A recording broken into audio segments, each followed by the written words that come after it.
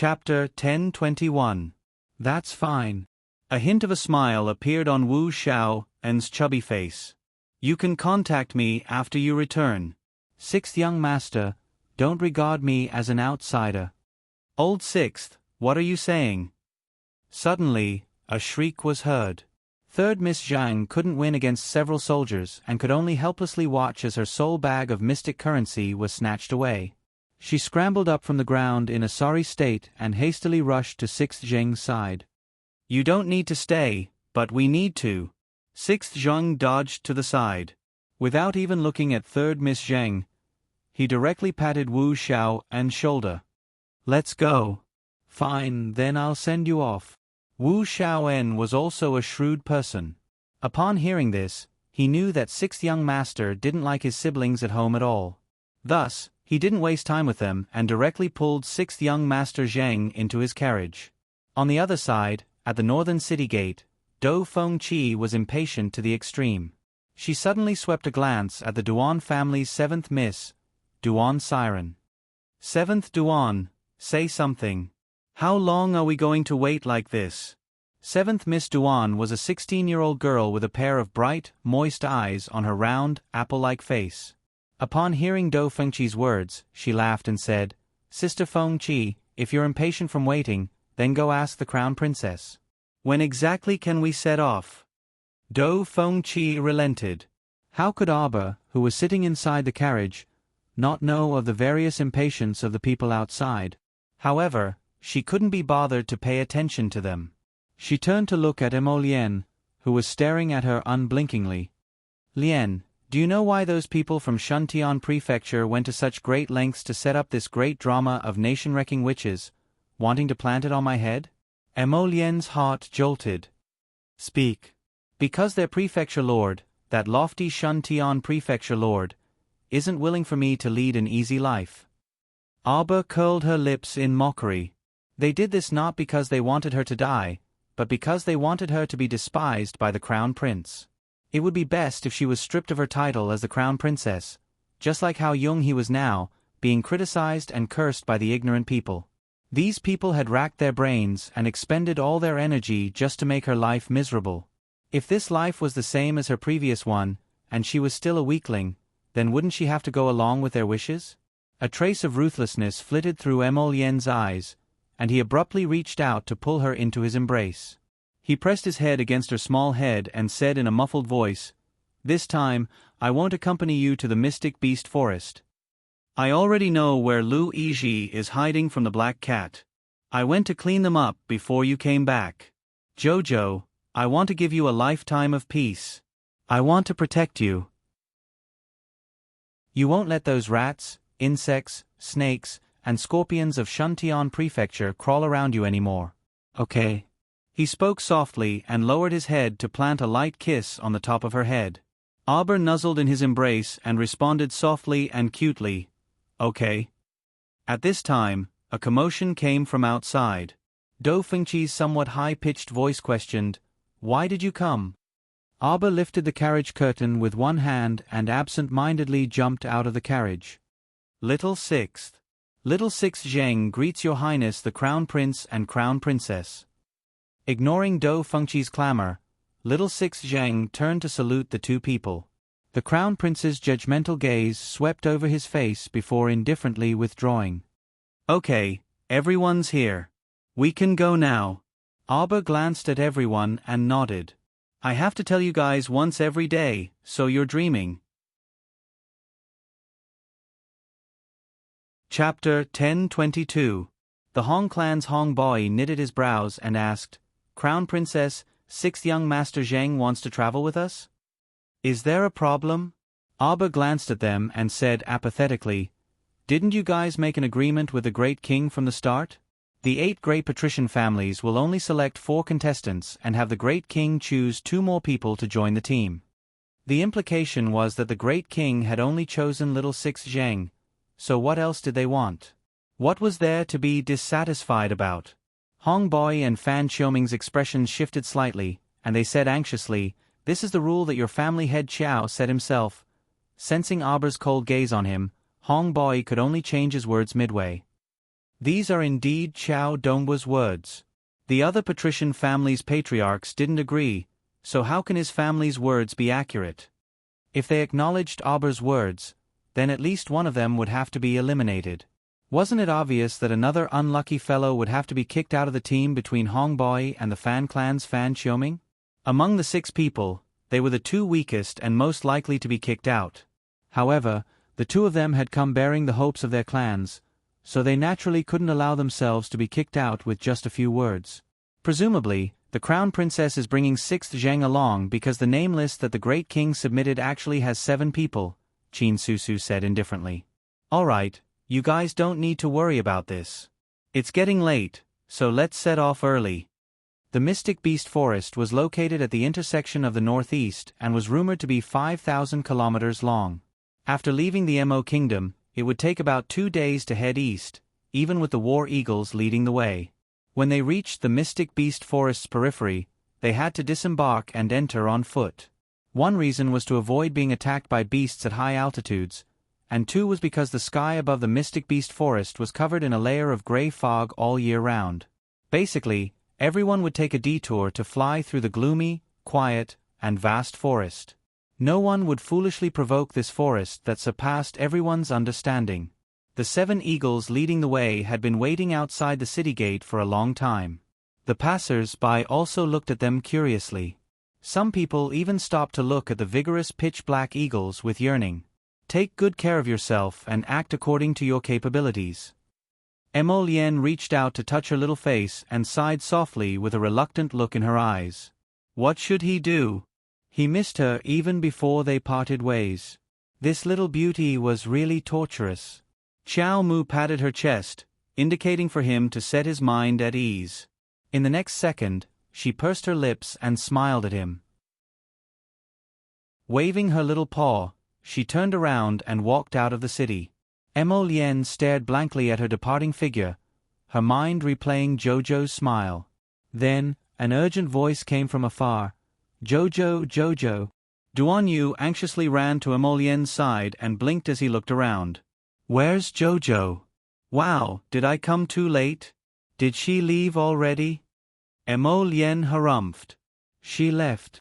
Auber was about to mount the War Eagle when he poked his head out from the city gate. Duan Yu. 4th brother. 7th Miss Duan also quickly dismounted the War Eagle and ran to the city gate, looking at him joyfully. Jojo.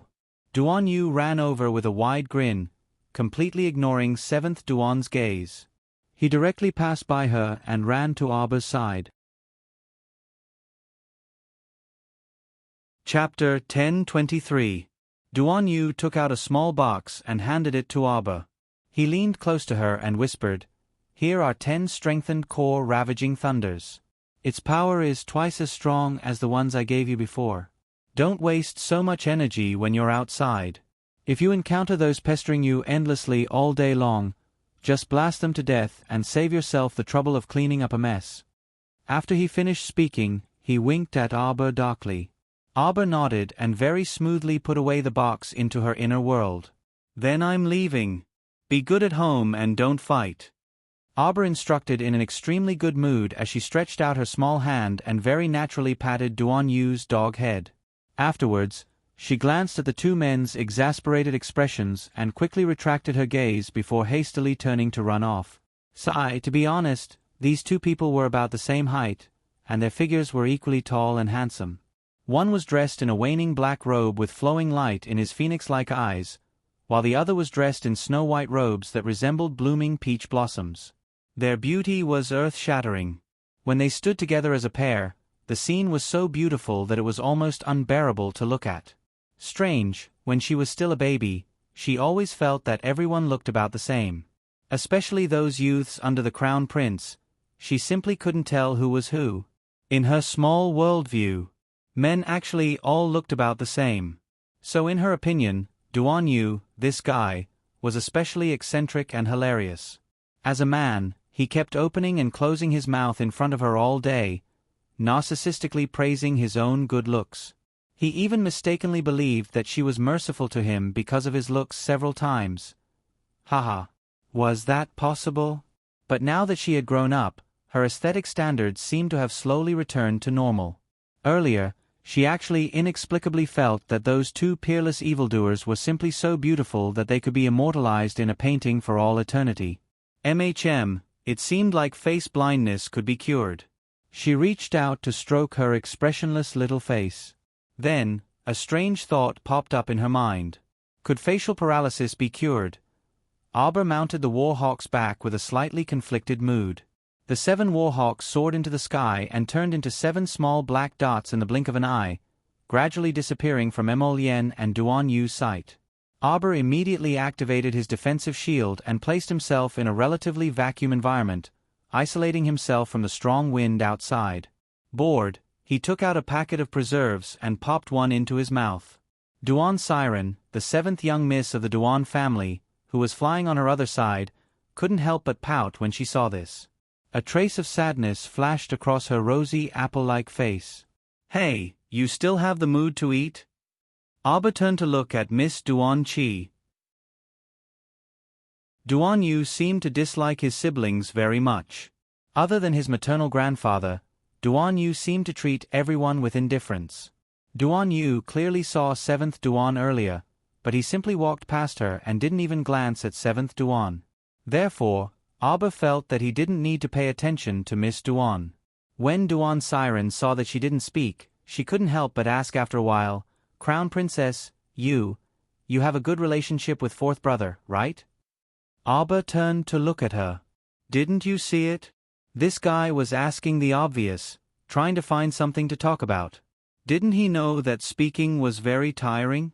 She had no choice but to speak so much when dealing with those orioles and swallows. After returning, she was so tired that she collapsed on the bed and fell asleep. Duan Siren hung her head and bit her lips. Then can you help us persuade him?" Chapter 1024. There are some things that you should also know. Duan Siren sighed softly and said, "His mother is my youngest aunt. She's a normal person without mystic energy. Ever since youngest aunt and someone," Duan Siren said vaguely, "gave birth to 4th brother, the 2 of them have always been despised by the clansmen. Thankfully, Grandpa has always doted on the 2 of them.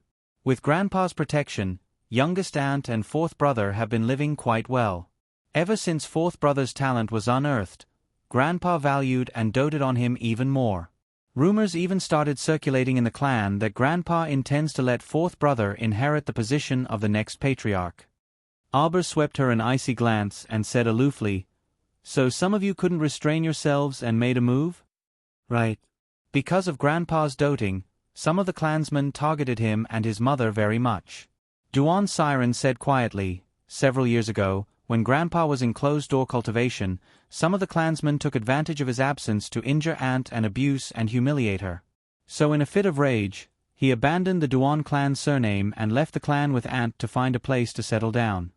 Now, although Grandpa brought the 2 of them back, his gaze whenever he looked at my clansmen was very frightening. And he also turned a blind eye to me and treated me like a stranger." Arbor harumphed and then tossed a candied fruit into his mouth. "You're telling me all this because you want me to persuade him to reconcile with you?" At that time, some of the clansmen were young and impetuous and didn't know how to control their temper, so... What a joke. If someone insulted, abused, and beat up my mother, I would have long turned them into ashes and ceased to exist. Now, Duan Yu spared your wretched lives out of consideration for Patriarch Duan. Not only are you not deeply grateful, you even dare to complain?" Arbor grumbled, "Shameless."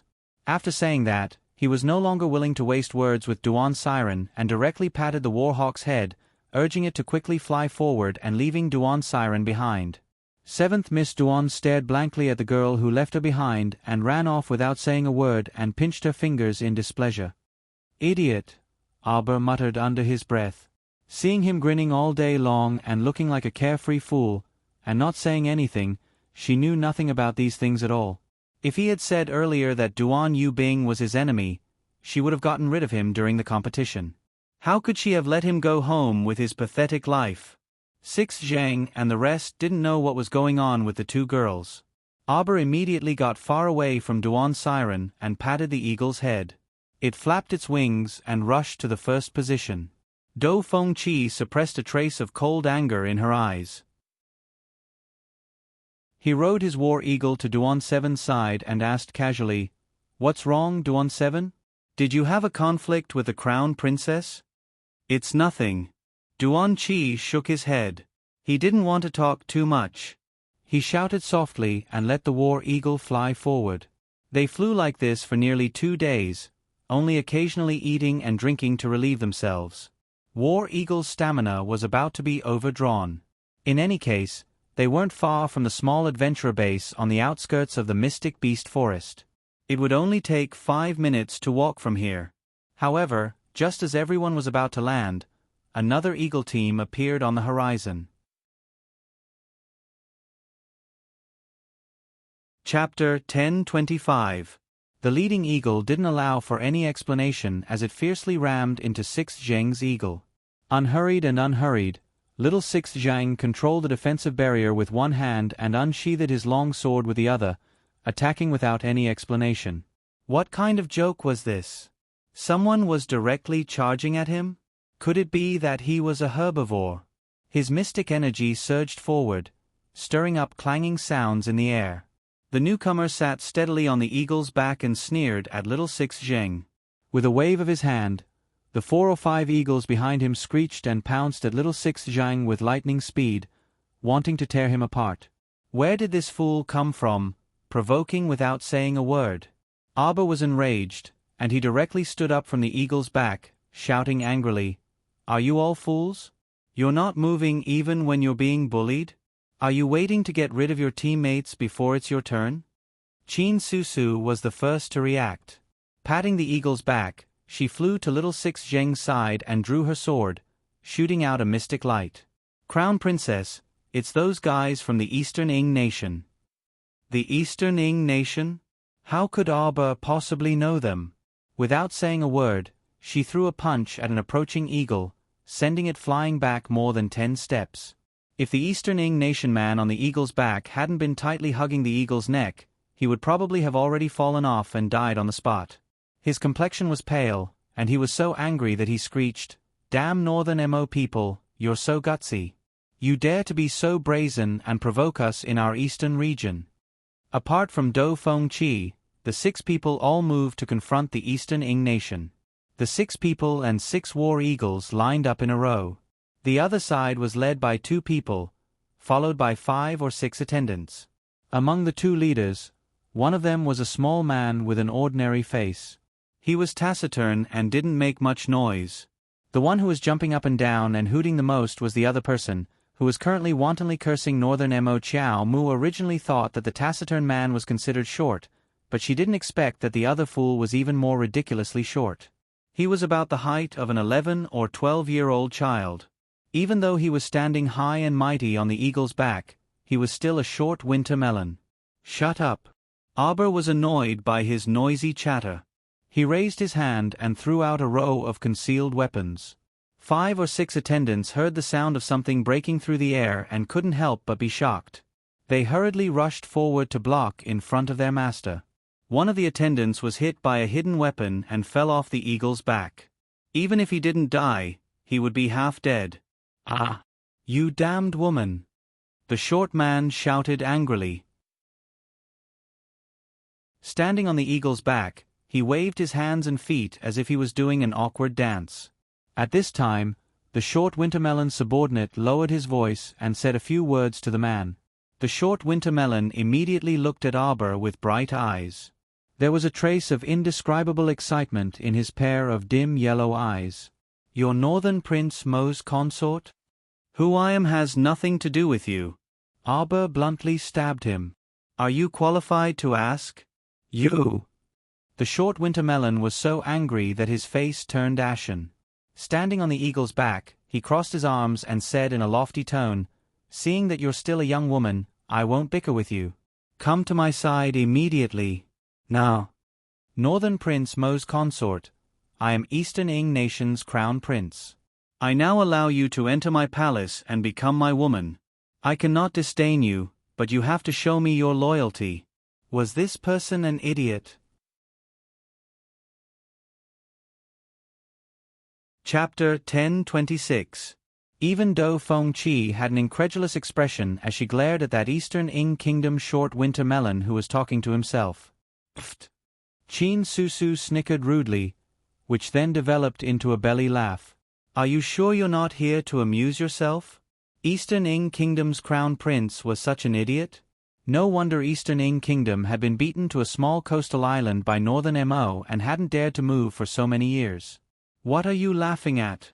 As if sensing Qin Susu's mockery, the Eastern Ing Kingdom's crown prince, that short winter melon with a flat nose and a round face who really didn't pass muster, glowered at Qin Susu. Don't refuse a toast only to be forced to drink a forfeit. Let me tell you, even if I can't deal with all of you now, once we enter the mystic realm, heh. Humph. Kill him, Aber berated impatiently. Where did this idiot come from? He wasn't even willing to waste words with him. Several ghostly figures abruptly appeared in midair. Lightning and several other hidden gods directly attacked without a word, grabbing at the short winter melon's neck. Ah! The short winter melon cried out in shock, as if unable to react to the fact that the crown princess actually had so many hidden gods by her side. He angrily shrieked, "You're breaking the rules. How can you bring so many people? Your Northern Mo kingdom only has 6 quotas to enter the mystic realm at most." Everyone stared at him like they were looking at an idiot. You idiot, why do you view the world so differently? Are we in the mystic realm right now? We haven't even entered the mystic beast forest yet. Didn't you also bring a group of attendants? Why can't the Grand Northern Prince Mo, consort, bring people? Even Do Feng-chi couldn't resist bursting into laughter. Oh my! Do all Eastern Ing Kingdom's people have this kind of IQ? Then don't embarrass yourselves by entering the mystic realm. Because it's useless even if you enter. With this kind of IQ of a 3.5-year-old, I'm afraid you'll be courting death if you enter. Stop. The Eastern Ing Kingdom's leader, who had been silent all this time, finally spoke up. Third brother, save me. Third brother. The crown prince was so scared that he pissed his pants. He patted the eagle under his butt and ran to that person. The silent third prince Ing Fa frowned coldly. He dodged Aber's pouncing body and rode the black hawk to Aber and the others. He cupped his hands in greeting and said in a polite manner, ever since the crown prince was overly frightened a few years ago, he would occasionally become delirious. Please forgive him. PFFF. Qin Susu and the others couldn't help but burst out laughing again. Looks like his brain isn't working well. Little Six Zheng shook his head solemnly, and he turned to say to Aber, Miss Chow, since the other party has a mental problem, then let's not bicker with him, okay? Xiao Mu nodded nonchalantly on the surface, but she spat out icily, slap her. Pa. Lightning, who was closest to the crown prince, slapped the crown prince's face without saying a word. Ah! Caught off guard, the crown prince staggered and fell down from the Black Hawk's back. The third prince Ing Fa hastily turned the Black Hawk's head and rushed up to catch the crown prince. Just as he turned his head and was about to angrily reprimand him, he saw a black streak of light shoot straight at the person in his hands. Cold sweat immediately broke out all over his body, and the third prince Ing Fa hastily wanted to throw the crown prince behind him. But no sooner said than done. Aber's figure flitted across the sky like a ghost, arriving beside the 2 Eastern Ing Kingdom's princes in the blink of an eye.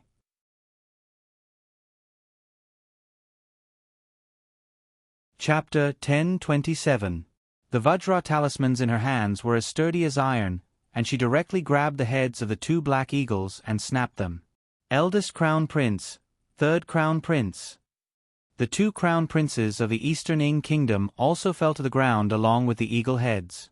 Aber patted her 2 small hands that were as white as jade and swept a cold glance over the fallen Eastern Ing people. Such karma is due for shooting off your mouth. Little Sixth Zheng's mouth silently twitched. That's right.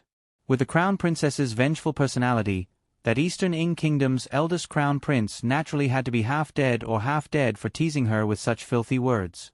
It said that the Eastern Ing kingdom previously had 3 crown princes.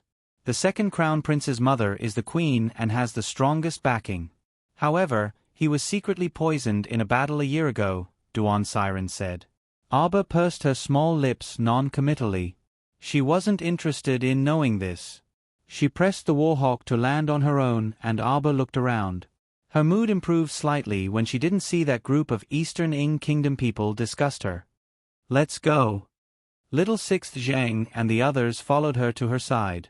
After resting here for a while, the warhawks would naturally return to Northern Mo in a well-trained manner, so they didn't need to worry about this. The place they were currently at was one of the only 2 adventure bases in the entire Mystic Beast Forest within a radius of 5,000 kilometers. The other adventure base had to cross the Mystic Beast Forest tens of thousands of kilometers and was located near the western region. They definitely couldn't go there at the moment. Arba's group walked to the entrance of the adventure base and could see a row of people vigilantly patrolling back and forth at the entrance from afar. There were also 4 to 5 base guards keeping watch in the battle towers on both sides. Just as Arba's group reached the entrance, they were politely stopped. Guests from afar, if you wish to enter our adventure base, you must first register and pay a certain fee. Arba's group nodded in understanding. When in Rome, do as the Romans do. There was nothing much to say about this, so they naturally sent someone to register and pay the fee. Fan Qiuming had the air of a scholar, so everyone sent him to register and negotiate. Not long after, Fan Qiuming ran over with a troubled expression. He rubbed his hands and said, "Everyone has to pay a dough of food to register." A duel. F***CK, what kind of lousy adventurer's base is this? They're asking for too much. A dough of grain contained 10 liters of grain, which was enough to feed an ordinary family for a month. This was just an adventurer's base. They would only be resting for 2 nights at most. To have to pay so much, it was simply like eating people whole and not spitting out their bones. Little Sixth, I'll pay for you. After throwing down this sentence, Qiao Mu followed after the beaming base guide. What kind of better treatment? If Miss can afford 3 dough of food, you can stay in a luxurious house for free for 3 days. Oh. Miss, this way. You can register here. The guide felt that he had been led astray by Arba. He smiled and gestured for them to enter. In the next second, a small, bouncy fist landed on his chubby face with a bang. Did this old fellow take her for a fool? Did she look like she was easy to be slaughtered? A moment later, after a bout of bone and muscle relaxation, the guide reluctantly handled the free check-in procedures for this little devil with a sullen face. Arba held the house card and walked briskly to Lil Six Zheng. Lil Six, let's go. What about us? Pay for it yourself. Arba called Lil Six and left without looking back. Chapter 1028. Among the leading figures of the kingdoms in the world, this old great king of the Eastern Ing kingdom was absolutely an oddity. Even if you randomly picked out an unreliable great king from other kingdoms, they wouldn't be like him. The Eastern Ing king had more than a dozen sons and allowed them to fight for the crown prince position every day. Today, one was poisoned to death, and tomorrow, another was assassinated. He didn't mind making a fuss. Yet, the old great king of the Eastern Ing kingdom was unperturbed from beginning to end, smiling as he watched the surging winds and clouds while sitting in the audience. This battle for the crown prince position lasted as long as 7 to 8 years. During this time, the old king of the Eastern Ing kingdom was pinced by Northern Mo, Northern Wei, and Southern Bailey and was forced to settle down on an island. This wasn't the end of it. His sons simply didn't think of going out to expand their territory or recover their lost territory. They continued to set their sights on that shrinking cake in the country and fought until their heads were broken and blood flowed as they fought for the crown prince position.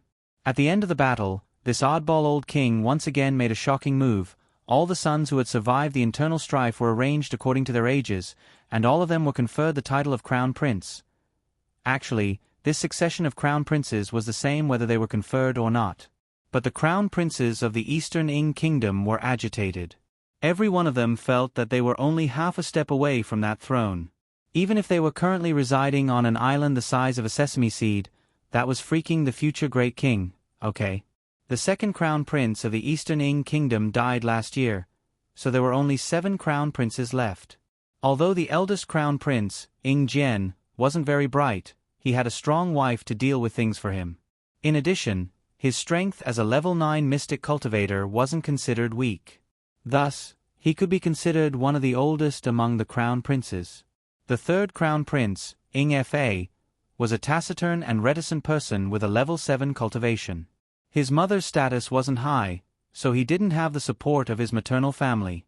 He had always relied on the eldest crown prince to give him advice, so he was considered the eldest crown prince's little tail. These 2 people fell from a high altitude just now. Fortunately, the royal guards risked their lives to protect them. After losing 2 royal guards, the 2 unlucky fellows were covered in heavy wounds and battered and exhausted as they rushed to the adventurer base ahead.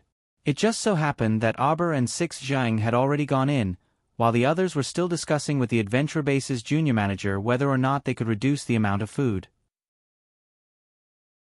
Therefore, when the 2 sides met, it was as if they were fighting cocks, swords drawn and ready for battle. Seeing that another fight was about to break out at the entrance of the base, the junior manager of the base shouted angrily and hurriedly ordered the guards to separate the 2 parties. Who dares to start a fight at the entrance of the adventurer base? No matter who it was. If you violate the rules of the base, you will be sent away immediately.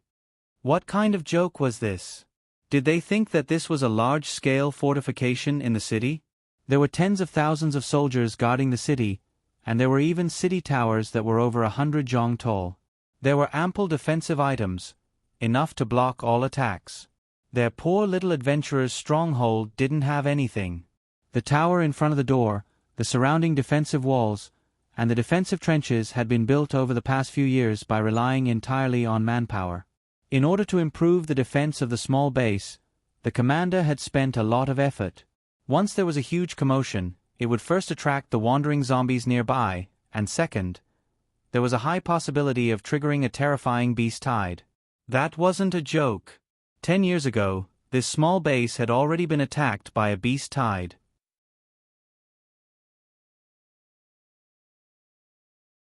Chapter 1029. 10 years ago was also the last time the Mystic Beast Forest Secret Realm opened. At that time, 2 teams courting disaster started fighting at the entrance of the base. The loud noise caused the entire Mystic Beast Forest's periphery to become restless. In the end, the small adventurer base was nearly trampled to the ground by the beast tide, and countless innocent adventurers were killed or injured. Many young people from various countries who came to participate in the competition also lost their lives in this beast tide. Rebuilding the base would consume a large amount of time and money. No matter who it was, they wouldn't be able to bear such a loss. Everyone must have come for the Mystic Beast Forest Secret Realm, right? Since that's the case, it's better to resolve any conflicts you have in the secret realm. At that time, we won't be able to do anything about it. The base's junior manager nodded in understanding. Since you've come to our small base, then do everything according to our rules. If you insist on having a conflict in our base, then I'm sorry. According to the rules our commander has issued, I must ask you to leave. Humph. The eldest crown prince, Ing Jian, snorted angrily. He took out a large bag of grain from his inner world and tossed it to the junior manager. Arrange a spacious residence for us. Whoever had the grain was his father. The junior manager's eyes immediately lit up, and he bowed and nodded repeatedly in acknowledgement. He specially ordered one of his subordinates to lead Ing Jian's group to a place to stay. Afterward, he shifted his gaze back to Fan Qiuming and the others, causing them to blush slightly. The junior manager's wolf-like gaze clearly seemed to be looking at a few paupers who couldn't afford to pay. To put it bluntly, it wasn't that they couldn't afford to pay this bit of grain, they just felt like they were losing out. They were just resting in this small base for a day or two, but they had to hand over enough grain to feed their entire family for a month. This was simply unacceptable. Qin Susu's mouth twitched. She took out her share from her inner world and tossed it to the junior manager. All right, pay it all. Have the manager arrange a place for us to stay together. They had rushed here covered in dust. In any case, they had to get a good night's sleep first and adjust their states before entering the forest in high spirits. After the base manager received the fee, he immediately put on an amiable expression and ordered people to take them to find Arbor and Sixth Zheng. Duan Siren's footsteps paused as she stared at the steward's slightly swollen eyes and asked, "Just now, one of us took you there. Did she pay the fee?" The steward's expression changed slightly. He nodded hurriedly and said impatiently, "Why are you asking so much? Of course, you can only enter after paying the fee. All right, hurry up and go in." However, only he knew that at this moment, his heart was silently dripping tears of blood and flowing like a river. Not only did the girl give him a good thrashing, but she also forced a poison pill on him. If it wasn't for the poison that had completely controlled him, he would have already called the base's guards over and captured that savage girl. Duan Siren frowned and walked into the base with the others. After a while she said, "I think the crown princess must not have paid." "I think so too." Everyone nodded in agreement. "Look at that fatty's bare appearance. He bullies the weak and fears the strong. His eyes are still swollen. He must have been beaten up by the crown princess." Do Feng-chi couldn't help but get angry. "We're all on the same team. Since she took care of the base's damn fatty and successfully waived her and little Six Zheng's fee, why didn't she just waive the fee for us as well?"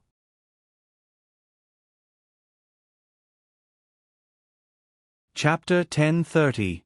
Qin Susu snickered. Turning back to sweep a glance at Do Feng-chi, she curled her thin lips mockingly and said with a smile, "Miss Do really is quite amusing. Don't say something about being in the same team being so high and mighty.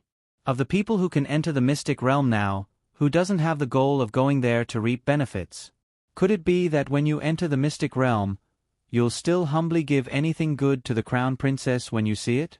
After saying this, she walked forward without even looking back, coldly saying, "I advise you all to behave yourselves and not look for trouble when there's nothing to do. Our team is only formed temporarily, and we can go our separate ways any time and anywhere for our own benefits." Teammates, what was the point of saying it so nicely? How could she not be aware of the goal this team was formed for? A bunch of fools and idiots?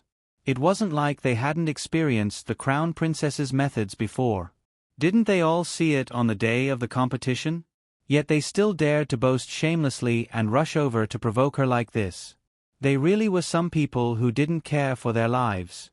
Do Feng-chi was so angry that she laughed instead. Glaring at Qin Susu's departing figure, she stomped her feet. "This woman from the Qin estate has quite the temper. Do you know where she's from? I've never seen her before, but she suddenly popped up and claimed to be the foster sister of 2 young masters from the Qin estate. Isn't this hilarious?" Duan Siren didn't say much, but her eyes contained traces of faint melancholy on her round apple-like face. "All right. Stop talking." Hong Boi irritably interrupted Do Feng-chi's words. "Are you all still going to rest?" Everyone angrily rushed to the accommodations arranged by the manager. That manager was also a shrewd person. Knowing that their team was split into 2 groups when they moved into the base, he was especially happy to watch them dogfight. Thus, he simply arranged for the 7 of them to stay in an independent courtyard and let them bicker with each other as they pleased. When Do Feng-chi and the others arrived, Arbor and little Six Zheng just happened to be leaving. The 2 swept them an indifferent glance, nodded slightly, and then walked out the door. "Hey, how are the rooms allocated?" Do Feng-chi couldn't help but angrily ask. From the looks of it, little Six Zheng and Arbor, who had arrived first, had freaking picked their own rooms first and even locked their rooms when they left. "We've all paid for it. A dough of grain. Why did they have to live in such a shabby house? There were only 4 rooms. How am I supposed to live here?" "All right, enough with the nonsense," Qin Susu said in annoyance. "You, me, and Duan Chi will share a room. The Fan clan's kid and the Hong clan's kid would share a room and make do with each other for a night or 2. It's already good enough that we have a house to stay in. Once we enter the forest, we'll be exposed to the wind and the sun every day. I don't even know if we can have a good night's sleep. Why should the 3 of us share a room?" She only has one room each? Do Feng-chi shouted. Qin Susu, right? Is there something wrong with your brain? Or do you like Miss Chow? I see that you've been putting in good words for her the whole way. Qin Susu was currently dressed in black men's clothing. Her long hair was tied up high, revealing her delicate and round forehead. It looked very energetic, and it was hard to tell if it was a man or a woman. Hearing this, the corners of her mouth couldn't help but twitch.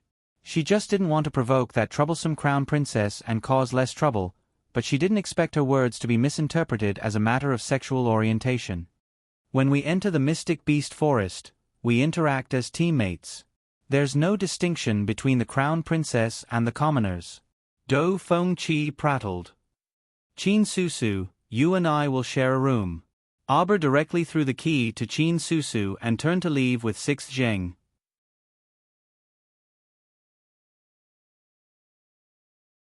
Chapter 1031. This tiny adventurer base might be small, but it had everything. There was a small bazaar outside. Compared to the cold and cheerless city, the bazaar here was much more lively. There were all sorts of things for sale, but most of them were all kinds of medicines and medicinal herbs obtained nearby.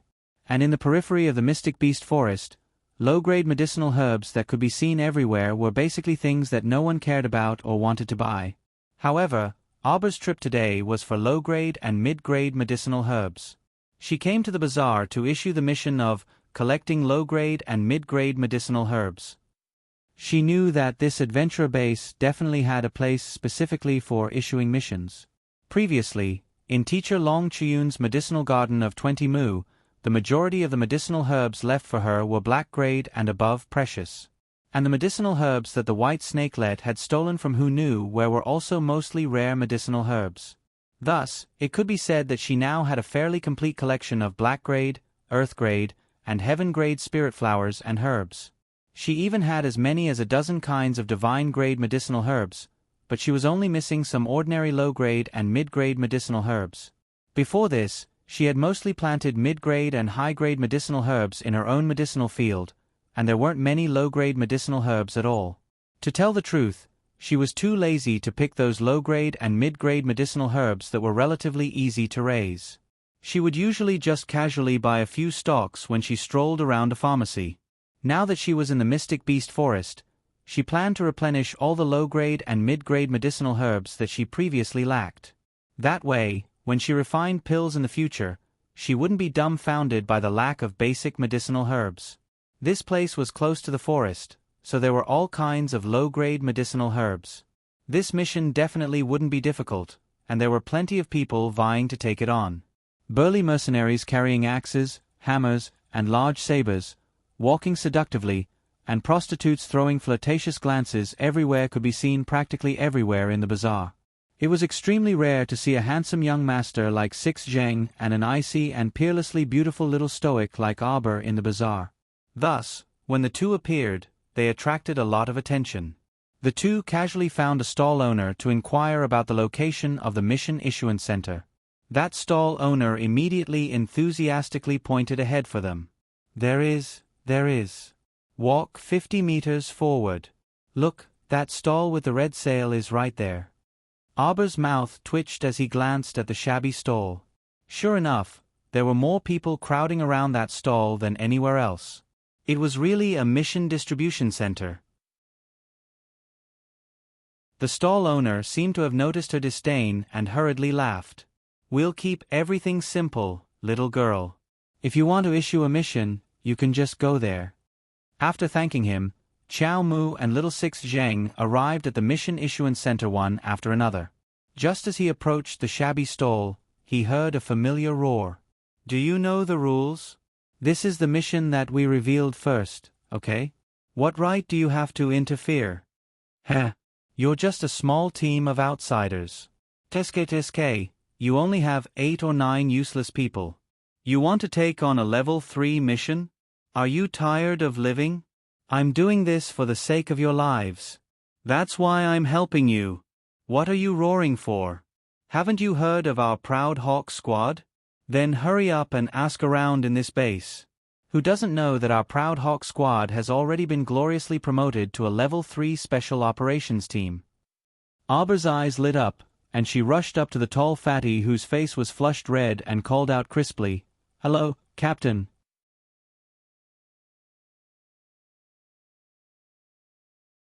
Chapter 1032. Everyone turned to look at her, dumbfounded. However, Qiao Mu's gaze only landed on the faces of Huge Bear Squad's Gao Shang and company. She simply didn't notice that the person who was arguing with Gao Shang was looking at her with glowing eyes, his saliva about to overflow uncontrollably. "Hey, aren't you that one?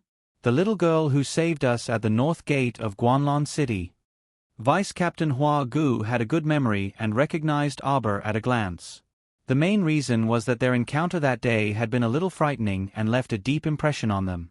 When a group of zombies was crushing their Huge Bear Squad from behind, the little girl suddenly appeared and threw out 2 firearms as if she had the help of the gods, killing the zombies on the spot. Auber nodded and looked at Hua Gu. "Vice Captain." A young member of the Huge Bear Squad was so excited that his face turned red. "Captain, I told you the little girl knew us." Who would have thought that the Huge Bear Squad's reputation had spread so far and wide? Any random young and beautiful girl who came out of nowhere could call out their captain's and vice-captain's identities. Just how much did she worship their Huge Bear Squad? The young member thought to himself complacently. Captain Gao Sheng unexpectedly slapped the back of his head, and Gao Sheng grumpily pulled him to the side. He nodded at Qiao Mu and said with a smile, "What a coincidence, little miss. You left after saving us in Guanlon City that day. We didn't even have time to thank you." "No need to thank me." Auber shook his head. "It was nothing." "Captain, is the Huge Bear Squad also here for a mission?" "Yes, yes." Gao Shang suddenly thought of something and turned around to roar at the Proud Hawk Squad. "You! Hurry up and give us back our mission." The captain of the Proud Hawk Squad was staring at Auber in a semi-infatuated state. He couldn't hear Gao Shang's reprimand. His old, weather-beaten face revealed a lustful expression as he stared at Auber with shining eyes. After a while, he gulped and said, "Little girl, are you from Gao Shang's squad?" "Oh my, what's the point of staying in such a lousy squad with less than 10 people? Why don't you join our Proud Hawk Squad? Our Proud Hawk Squad has just been promoted to a 3rd-grade squad." "You trashy Level 3 squad leader, what are you talking about in front of me? If you interrupt again, I'll cut off your tongue." Auber roared at the man. "Can't you see I'm talking to the captain? How rude." The smile on the Proud Hawk Squad's captain's face froze. Uncle Gao Shang, on the other hand, was flattered. It was simply baffling. Where did this little girl's strange affinity come from? Could it be that this was the so-called fate that people talked about? "You." The captain of the Proud Hawk Squad glared at Qiao Mu before swallowing his anger and suppressing his bellyful of anger. He put on a smiling face and said, Okay, you tell him. We'll talk about our business after you're done. Who's us with you?" Sixth Zhang snapped at the captain of the Proud Hawk Squad. "What an ignorant man. Scram to wherever it was cool." "Captain, I have a mission to issue. Will our Huge Bear Squad accept it?" Auber's eyes twinkled as he looked at the tall, fat uncle, and asked expectantly. How could the tall, fat uncle have the heart to refuse? He inexplicably nodded and agreed. "Sure. I don't know what the mission is, but as long as our Huge Bear Squad can do it, we definitely won't refuse." It's definitely a mission that you can do. Don't worry."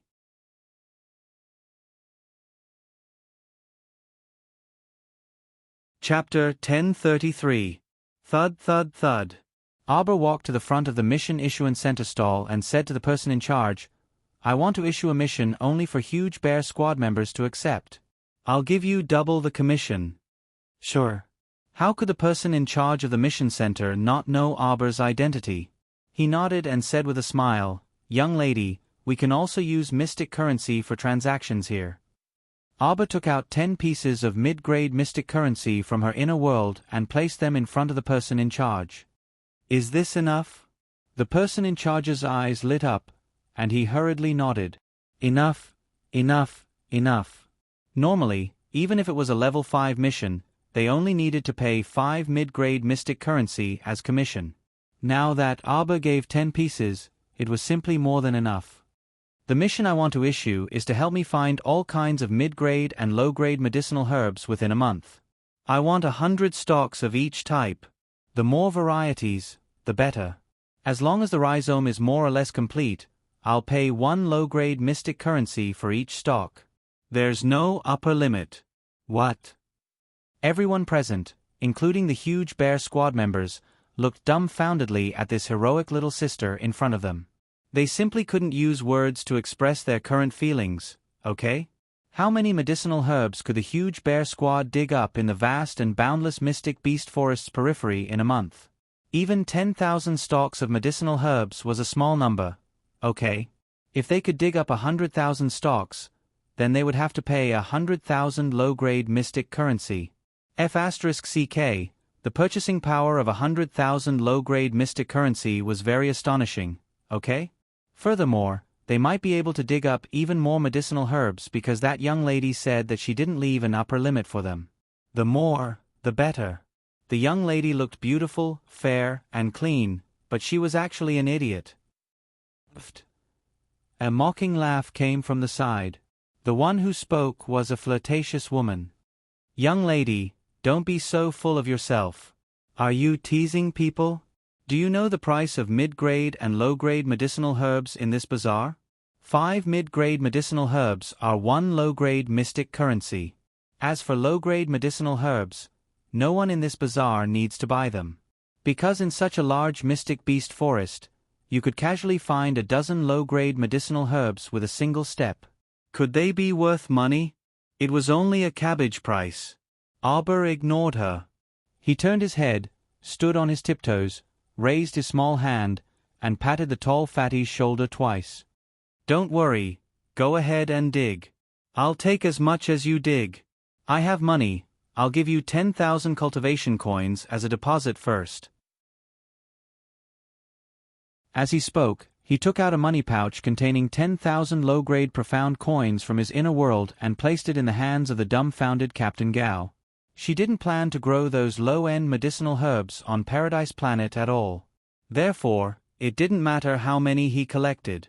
When the time came, it would not go bad even if it was thrown into the inner world.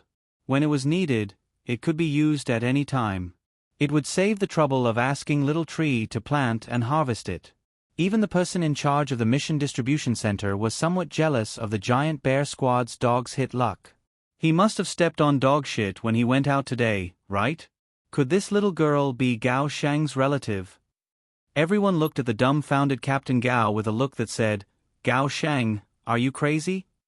Brat, you have such a rich relative, yet you still come out all day to snatch business from them. Don't you have any shame?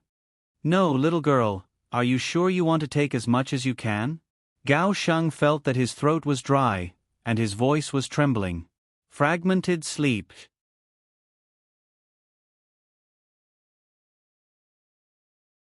Chapter 1034.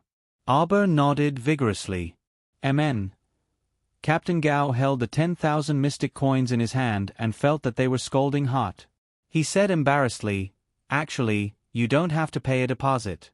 Moreover, young lady, the purchase price you offered is really too high. A low-grade medicinal herb was actually given a low-grade profound coin. Just how rich was this person? It's fine. You guys go ahead and harvest. We'll meet here in a month, and I'll give you the remaining mystic coins. All right.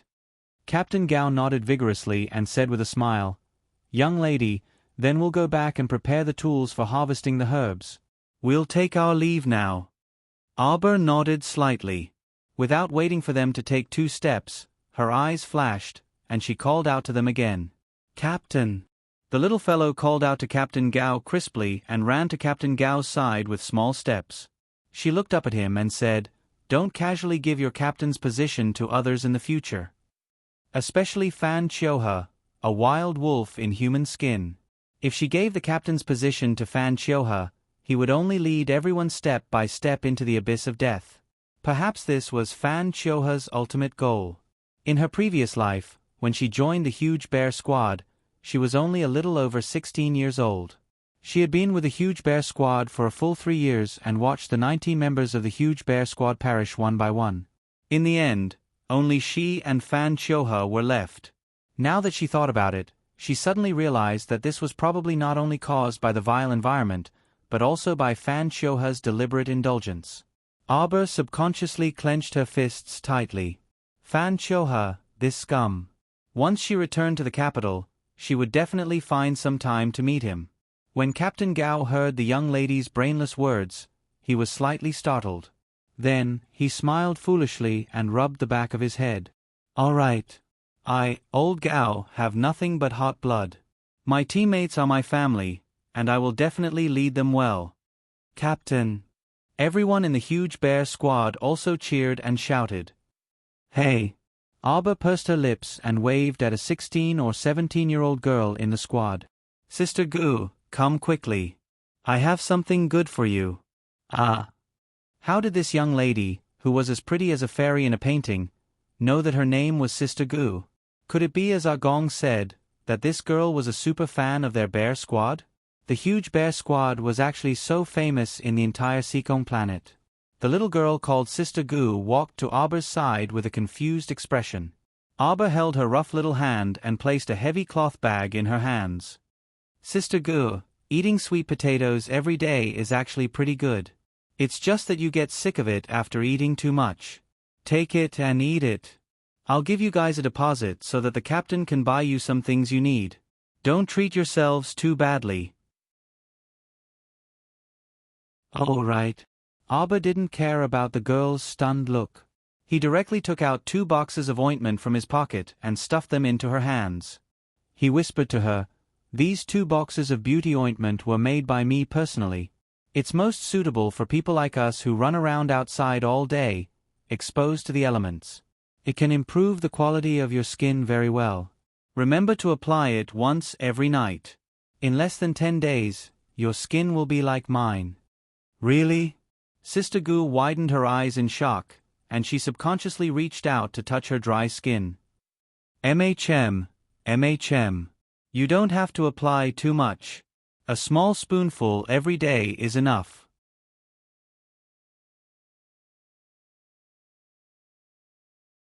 Chapter 1035. These 2 boxes of ointment can be used for 2 months.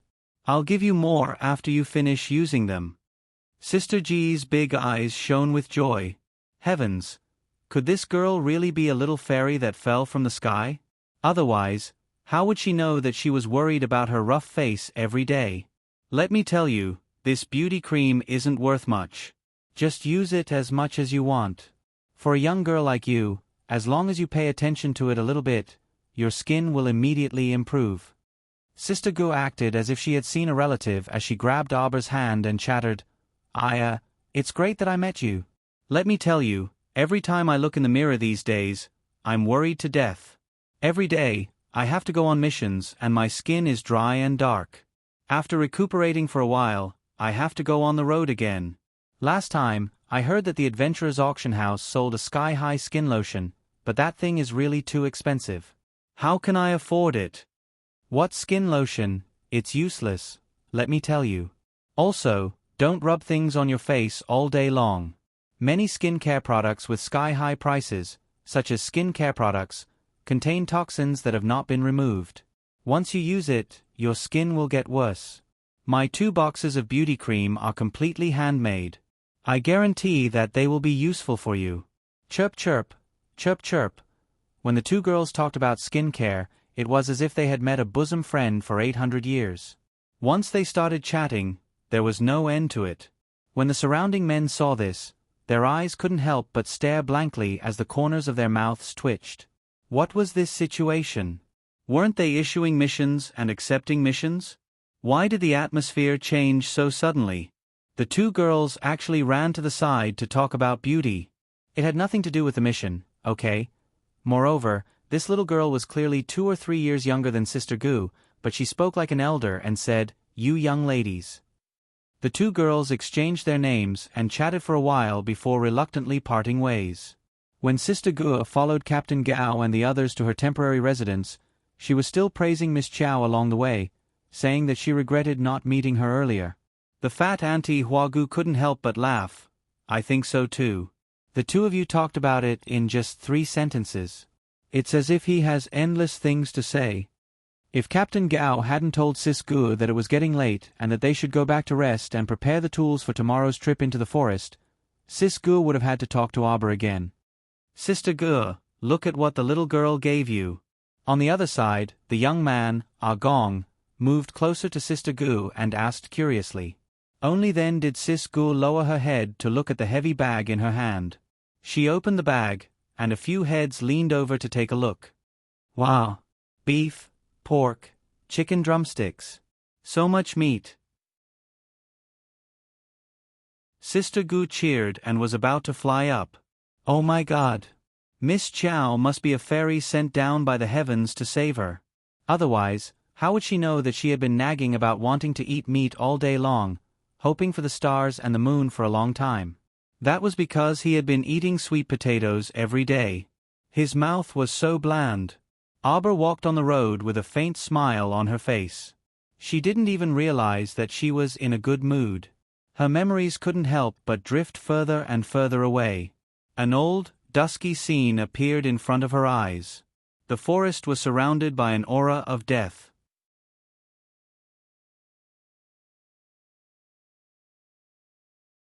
Chapter 1036. It had already been 12 years since zombies descended into the world. The various major fortifications in her previous life were simply not as complete as they were in this life. In today's major fortifications, one could see unmutated flowers, plants, and trees, as well as a trace of human vitality.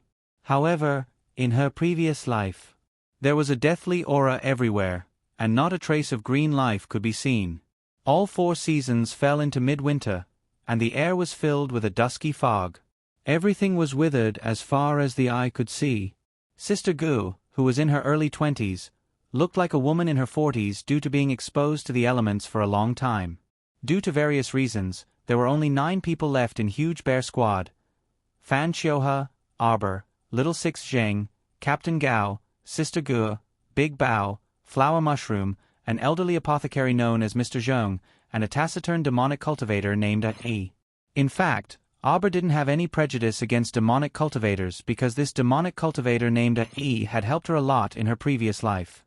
He had even sacrificed himself heroically in order to save Captain Gao later on. Unlike the rest of the world, she didn't fear demonic cultivators or hate them. However, the demonic cultivators she encountered in this life always made her feel unhappy.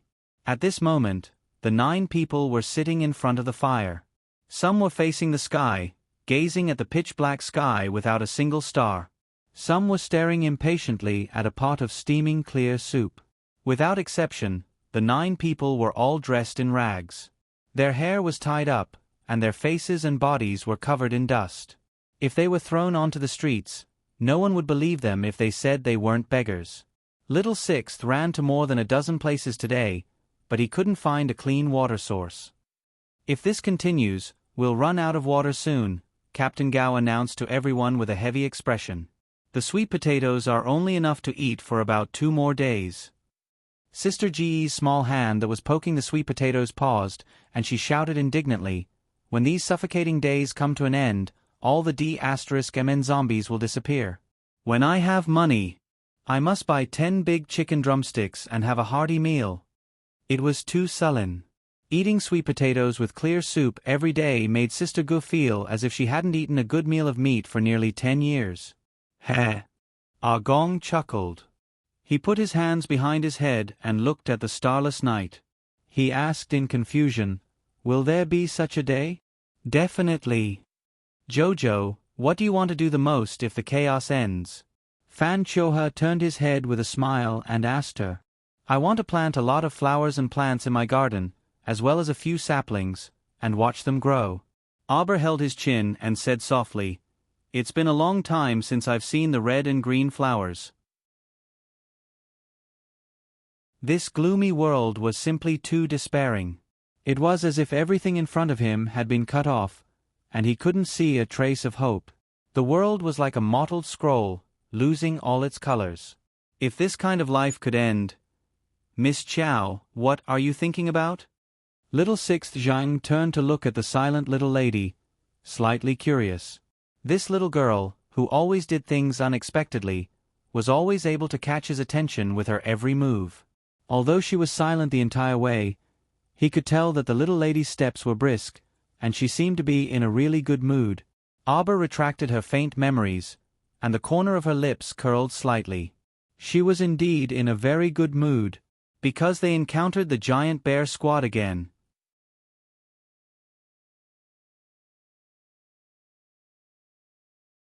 Chapter 1037. Because, in Huge Bear Squad, those young lives exuded an aura of endless vitality. They were no longer ice, cold corpses. She was very happy. In this life, Huge Bear Squad would definitely have a very good life.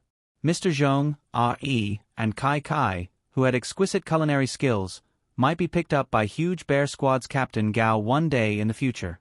Perhaps, it wouldn't be long before everyone would be reunited. Little Sixth. When we come out of the mystic realm, let's join Huge Bear Squad together, okay? The little girl turned around and looked at the youth with bright eyes. For some reason, Little Sixth Zhang nodded his head. Okay. The displeasure he felt from encountering those idiots from Eastern Ing Nation was washed away by this faint joy. When the two returned to the court, the sky was already completely dark. There was nothing to be particular about in this small place. After casually washing her feet and wiping her hands, Arbor fell asleep. Beside her, Qin Susu was very well behaved and didn't disturb her by nagging. It was a peaceful and sleepless night. After waking up the next morning, Arbor, Little Sixth, Qin Susu, Duan Siren, and Do Feng Chi were having a simple breakfast in the courtyard. Hong Boi and Fan Xiaoming, who had just gotten up, walked out with dark circles under their eyes, looking like they hadn't slept well. What's good to eat? Fan Xiaoming walked to everyone's side with a chuckle. Just as he was about to sit down, Qin Susu and the others turned around with their bowls in their hands. Hey, you can't eat without handing in your food. Do Feng Chi waved her hand at him. The rice was provided by each of them. Because our dear darling Chow wasn't good at cooking since she was young, she had to give an extra portion of food as a service fee. Otherwise, how could they sit together and eat breakfast so harmoniously? Fan Xiaoming glanced at them in astonishment and opened his mouth, wanting to say something. Hong Boi directly took out a small bag of food from his pocket and asked with a sensible expression, "Who should I give this to?" "Oh, bring it over." Duan Siren reached out to take the bag of food he handed over. After opening it and taking a look, she nodded. "Scoop it yourself." This breakfast was cooked by 7th Duan. "I should be able to eat until the day after tomorrow," Hong Bori muttered. He sat down and scooped up a bowl of porridge. "Stop grumbling. In a while, someone will go out and take a look. Other than the people from the Eastern Ing Nation, is everyone else here?" Do Feng Chi held her bowl and said as she ate. After Arbor finished eating, she wiped her mouth with a handkerchief and put down her bowl and chopsticks. "I'll go take a look. Xiao Chow, I'll go with you." Little Sixth Zheng promptly stood up and said. Do Feng Chi glanced at the two of them and made a face behind their backs. Little Chow, Little Six, calling each other so intimately. Those who don't know would think that the two of them are having an affair. Shut up. You're always thinking about dirty things. Qin Susu put down her chopsticks with a bang. You'll wash the dishes later. Why? You've given the least amount of grain out of everyone here. Xiao Chow is paying double, and you're only paying half. There's no problem with giving less grain and putting in more effort, right? Qin Susu rolled her eyes and turned to leave. F*CK, just because she's the delicate crown princess, you guys are giving in to her, right? Do Feng Chi was so angry that she also fiercely threw down her chopsticks. Duan Siren hurriedly said, all right, big sister Feng Chi, you should also go out and take a look. I'll clean up here. Do Feng Chi grumbled as she stood up. Hey, 7th Duan, I'm giving you face.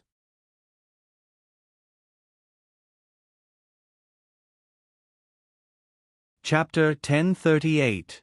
Duan Siren glanced at Fan Choming, who was still standing. Big brother Fan, we can't finish all of this. Sit down and eat with us. Fan Choming sat down.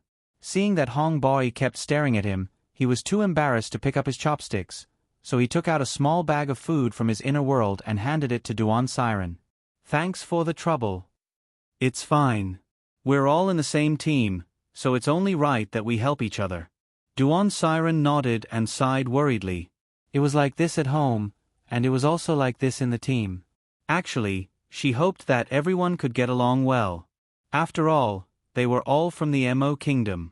After entering the Mystic Realm, they still had to unite and fight for the Mystic Realm's treasures with the people from other kingdoms, right? If they couldn't get along well now, what could they say in the future? Also, it would be even better if the Crown Princess could help her persuade Fourth Brother. Unfortunately, whenever she mentioned Fourth Brother in the future, the little Crown Princess would stare daggers at her. She felt that not only would this willful and reckless person not help her persuade Fourth Brother, she might even add fuel to the fire and take the initiative to help Fourth Brother eliminate that group of worrisome older brothers in their family. Faint sorrow lingered in her heart. Duan Siren waited for the two to finish eating before swiftly packing up. Not long after Arbor and little Six Zhang left, they saw Qin Susu and Do Fengqi following them. Those people should be arriving today. If they aren't, we can't wait any longer. Prepare to enter the forest tomorrow, Qin Susu said. Arbor had no other opinions, and the group walked toward the adventurer base's entrance. Before they reached the base's entrance, they heard an excited shout from afar. Younger sister. The Southern Shao Kingdom's Princess Mi was wearing a bright red riding outfit and a pair of high riding boots as she trotted over to Qiao Mu. That warmth really made it seem as if he had seen his own younger sister. Oh no, perhaps Princess Mi wouldn't be this enthusiastic even if she saw her own younger sister. Arbor blinked and looked at Princess Mi, who instantly ran up to her and danced with joy. Princess Mi. What Princess Mi? Didn't we already agree on this? You call me Sister Mi, and I'll call you Sister Xiao Qiao, ha ha ha. Princess Mi hopped forward, ignoring everyone else. She hugged Arbor and patted her back. Sis. They hadn't seen each other in years. I'm so happy to see you here today. Arbor nodded. Xiaomi hugged her shoulder and stretched out her hand heroically. Let's go. I'll treat you to a meal. The Imperial bodyguard behind Xiaomi couldn't help but twitch his mouth. Princess, it's still early. It's not time for lunch yet. At the side, Do Fengqi rolled her eyes and asked eccentrically, Oh my, you've really toured the Mystic Beast Forest for a few days. One crown princess isn't enough. Now there's another princess. She didn't believe that in the entire southern Shao Kingdom, there wouldn't be a girl under the age of 20 who was more talented. Wasn't it the selfishness of those in power who insisted on stuffing their sons and daughters into this trip to the Mystic Realm so that their children could benefit while tempering themselves? Their Mo Kingdom's old great king also wanted to stuff his children into this trip, but unfortunately, the 12th prince was a playful person. How could he be happy to be locked in the Mystic Realm for a month without leaving? As for the princesses, either their mother was worried about accidents and didn't allow them to go, or their talents were too poor and they couldn't go at all. If not for this, the 8 great patrician families would have to give up at least 2 spots.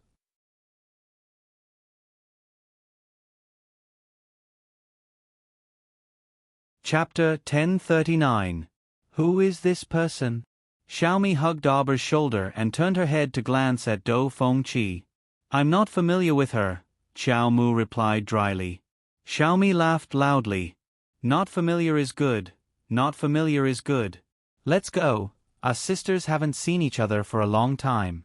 Let's find a place to chat. Do Fengqi's nose was crooked from anger. Just as she was about to interject, she heard a series of chaotic screams coming from the base's entrance. The woman's screams were accompanied by the base's junior manager's stomping footsteps. An enchanting and charming woman was directly kicked from the base's entrance to this side, almost smashing into Do Fengqi. Do Fengqi's entire body shifted to the side.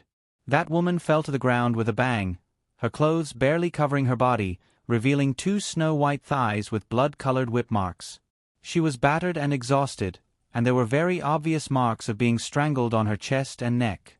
She struggled for a long time but was unable to crawl up from the ground. Abba glanced to the side and saw that it was the prostitute who had mocked her at the Mission Distribution Center yesterday. Xiaomi pulled her little sister and retreated a few steps, leaving an empty space in front of them. A dirty slut dares to come over and rub against this lord's body. She's simply courting death. Dig out her pair of dog eyes for me. She still dares to look? Stepping on pitch-black riding boots, the youth's head full of small braids swayed on the top of his head. In his hand was a black hard whip with bobbed dark hooks. The youth's grave and stern face was full of ridicule.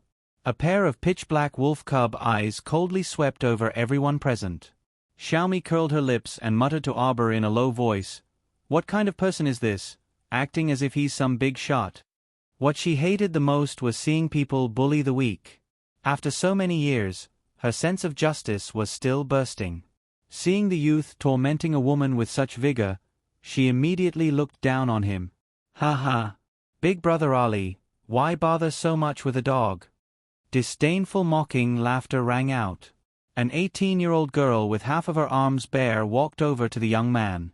She was wearing a brightly colored skirt that only reached her knees. She had a strong foreign aura about her. She walked with light and slow steps like a bird as she cheerfully came to the young man's side. She smiled brightly and looked at the young man with eyes so bright that they almost sparkled like stars. She reached out to grab the young man's arm and leaned her soft body against him, looking like a little bird that was dependent on its master. The young man stood there with his slender legs spread apart like a pine tree, his figure tall and straight. Allowing the young girl to hold onto his wheat-colored arm, the young man's cold gaze fell on the terrified woman who was looking up at the sky. "What are you waiting for? Go dig out this bitch's eyes," the young man shouted angrily.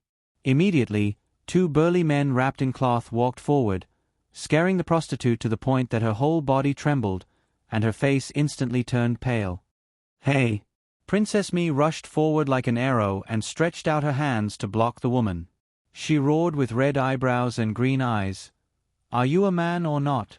Bullying a weak girl like this? Do you still have any shame?" Princess Mi's bodyguard, Gong Sun Lai, walked forward speechlessly. He made a sword-drawing posture as if he was facing a great enemy and looked at the young man with wolf-like eyes. "Shit, we haven't even entered the secret realm and the princess is causing trouble again. It's a pity that he was forced by his brother Gong Sun Yang to swear an oath to protect the princess with his life. Otherwise, he really wanted to throw the princess away and get lost."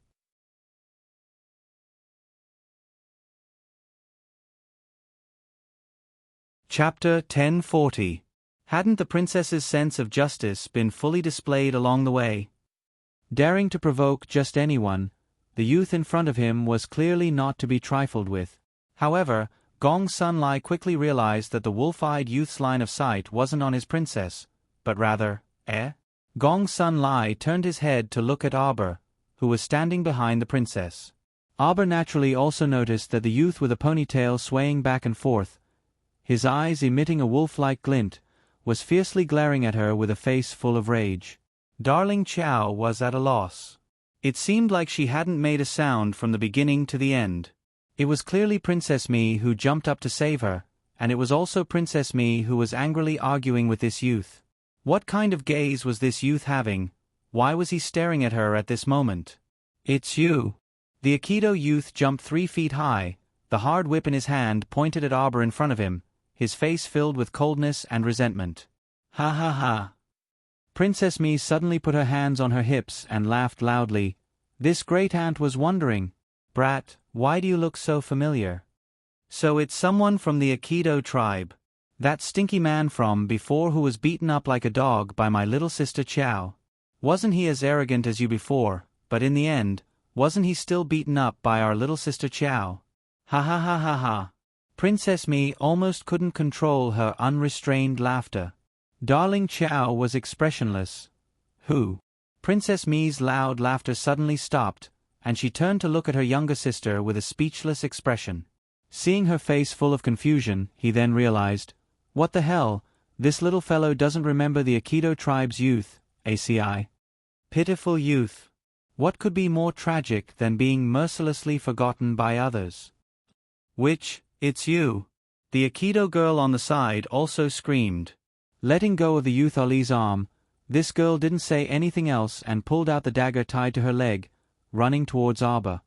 Stinky witch, prepare to die. The base manager shouted with a face full of anger. All of you, stop. Fuck. Can these people stop for a bit? Only one day had passed and the dogs were biting each other again. Didn't we agree to go to your secret realm to fight each other? What are you guys doing here in this small base? Boom. Arbor's figure hurriedly dashed forward and kicked out with his small foot, ruthlessly landing on the Aikido girl's abdomen. The girl rolled from one end to the other and fell to the ground with a bang. She struggled to get up for a long time. The dagger in the girl's hand naturally fell into Arbor's hands. She mercilessly snapped it in half and mercilessly threw it to the ground. You're the demon girl. Your whole family are demon girls. The corners of Princess Mi's mouth twitched, and she couldn't help but burst into laughter. He didn't know why, but he had originally thought that the little fellow was particularly ferocious. Now that he saw her saying such words with a straight face, he instantly felt that she was strangely adorable. Ali didn't even look at Jackdaw. Instead, he stared coldly at Arbor. You witch, you're the one who put the goo in my brother. Now you still dare to be so arrogant. Do you really think that no one can deal with you? You're crazy. Arbor turned around and left. Why are there always people who I don't know coming to find trouble with me? What does it have to do with me that my brother was put in a goo? Stop her. The Aikido youth was so angry that he spat out a mouthful of blood. It's getting dark. The update is over. See you tomorrow.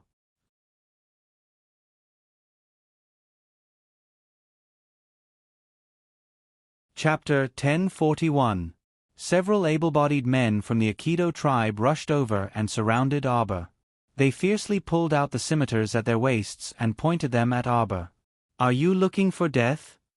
Xiaomi shouted and pulled out a short blade from her waist. Just as she was about to move, she saw a dozen black-clothed youths appear beside Arbor. Without saying a word, they attacked the able-bodied men from the Aikido tribe. The battle between the two sides was on the verge of breaking out. The entrance of the adventurers' base was instantly filled with the sounds of swords clashing. The junior manager of the base was so angry that he stomped his feet. He gave a few people beside him a look, telling them to quickly invite the leader out. This base was currently managed by the Wind Wolf mercenary group. Their leader, Wind Wolf, was only in his early 30s. However, because of his outstanding ability and high cultivation, he was widely respected. The junior manager of the base sent someone to invite Wind Wolf over while he hurriedly called over a dozen soldiers. He wanted to go forward and separate the group of people who were fighting. However, once the battle started, how could a dozen soldiers from the base be allowed to interfere? The manager was so angry that he stomped his feet and roared, "You guys stop right now. If you make a loud noise and cause a beast tide, I'll tell you. You guys are all dead. Not only that, you'll also harm the innocent people in the base. A bunch of little bastards only know how to stir up trouble all day long." The people who were fighting were already so anxious that their eyes turned red. How could they still listen to the manager's nagging? The people from the Aikido tribe were no match for Lightning's group. After being suppressed for a while, the dozen or so able-bodied men from the Aikido tribe were all taken down by Lightning's group. Kneel. Lightning kicked the back of one of the able-bodied men's knee. That man was forced to bend his leg and his knee heavily hit the ground. He glared hatefully but didn't make a sound. The manager's expression became very ugly. He turned to look at the expressionless Arbor who was standing to the side. "Miss, are you still not going to ask them to stop?" "Why should I stop? Are you blind? Didn't you see that they were the ones who attacked me first?" Arbor glanced at him coldly. "If someone slaps your left cheek, would you shamelessly stretch out your right cheek and let them continue?" "You!" The steward was rendered speechless by her sharp tongue. "Kill him. Arbor coldly passed down the order. He didn't even bother to glance at the youth from the Aikido tribe and directly turned to leave. Hee hee. Ha ha ha. Killing people is such a fun thing, of course you have to count me in. A crisp voice sounded at the entrance of the base. Everyone only saw a blur in front of their eyes. A swift and violent wind carried a red figure, suddenly sweeping past the entrance of the base, causing sand and dust to rise. Roar! A golden-eyed, blue-eyed tiger with 4 wings suddenly pushed a burly man to the ground. It raised its claws and pressed them on the man's neck. It only needed 1 claw to crush the man's throat and cause him to die an unnatural death. The Aikido man's face was pale, and his eyes were wide with fear as he stared straight at the huge tiger above his head. His body trembled slightly, not daring to move at all. At this time, they suddenly heard the crisp sound of a silver bell. A 16-year-old girl appeared at the entrance of the base. She was dressed in a bright red gauze that wrapped around her graceful and exquisite body. The corners of her eyes and the tips of her eyebrows were slightly raised. Her eyes seemed to be electrified, curved like the stars and the moon. The demon sect saintess. Everyone was shocked.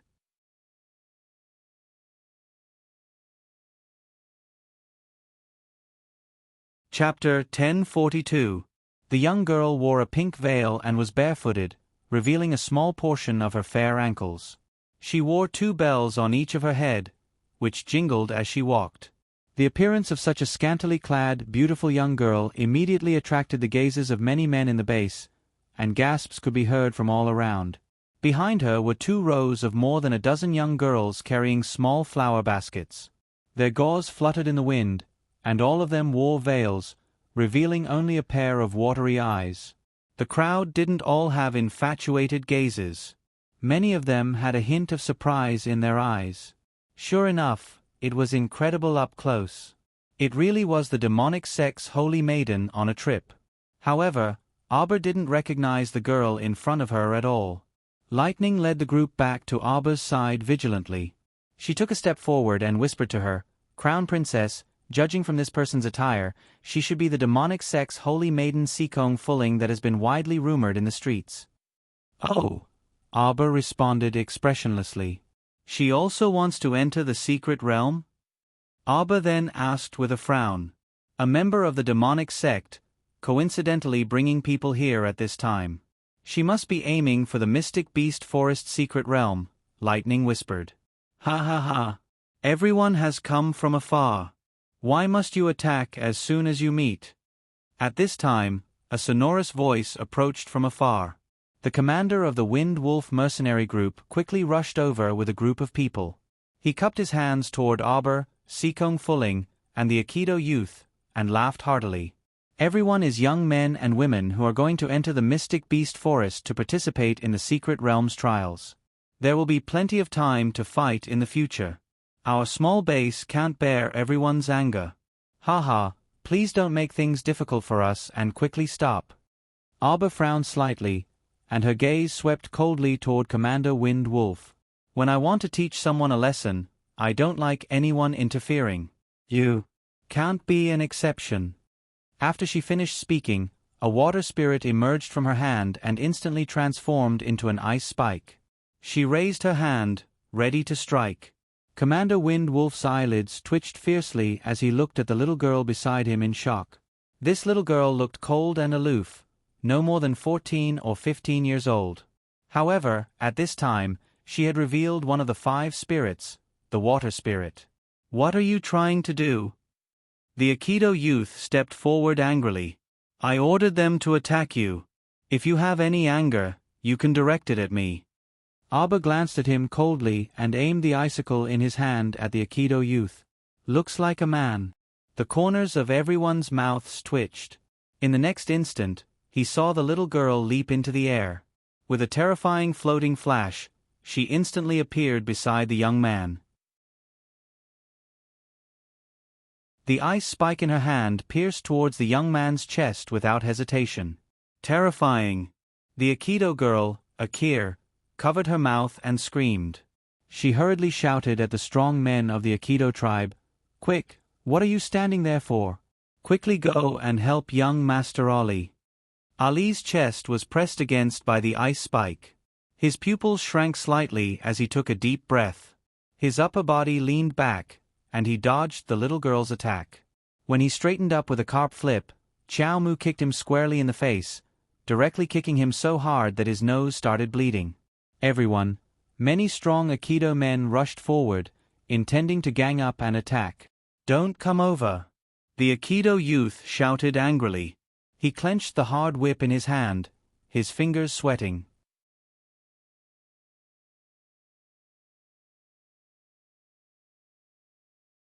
Chapter 1043. The Aikido youth gritted his teeth and waved his whip straight at the little girl, sweeping it across the ground, leaving a shallow white mark. "You're overestimating yourself." The little girl's figure flashed as fast as lightning, shuttling back and forth under the whip's shadow.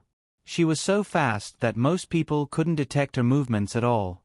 She circled a few times as if she were passing through flowers and trees before quickly flashing behind the Aikido youth. An icicle shot at the youth's left shoulder with a poof. A ferocious mystic energy came from behind and directly sent the Aikido youth flying. With a bang, he half sprawled on the ground. He. The demonic cult's holy daughter's bell-like laughter came from the graceful figure. With a wave of her hand, the four-winged jade-eyed golden tiger released the Aikido youth whose chest it was pressing against with its claws. It jumped up from the youth's body, opened its bloody mouth, and fiercely bit at the neck of the Aikido youth sprawled on the ground. "Have mercy!" Commander Feng Lang's pupils contracted as he hastily shouted. What a joke! These youths were all from various clans and even the royal family's orthodox bloodline. Their small adventurer base couldn't bear the wrath of the clans behind these people. Right now, he wanted to send these demons of plague into the mystic beast forest. No matter how they fought in the forest, even if someone died, it had nothing to do with their base. Arbor slashed a sharp blade formed from mystic energy at the holy daughter with a backhand move. He said sternly, "Who wants you to attack? Go away, meddlesome fellow." She hated it the most when someone intervened in the middle of a fight to pick up the slack. She didn't fight well enough at all. Lightning's group of hidden guards twitched their mouths one after another. If their crown prince was here, he would definitely feel that such a crown prince consort was so adorable that it touched his heart. Wah! The holy daughter of the demonic cult dodged to the side. Her butterfly wing-like eyelashes fluttered, and a layer of mist covered her watery eyes. She pouted and grumbled, bad girl, hitting people without distinguishing between good and bad. "I won't play with you anymore." Most of the people present were attracted by this delicate saint of the demonic sect. Although her appearance wasn't as outstanding as the little girl with the stoic face, her pitch-black demonic eyes were exceptionally captivating.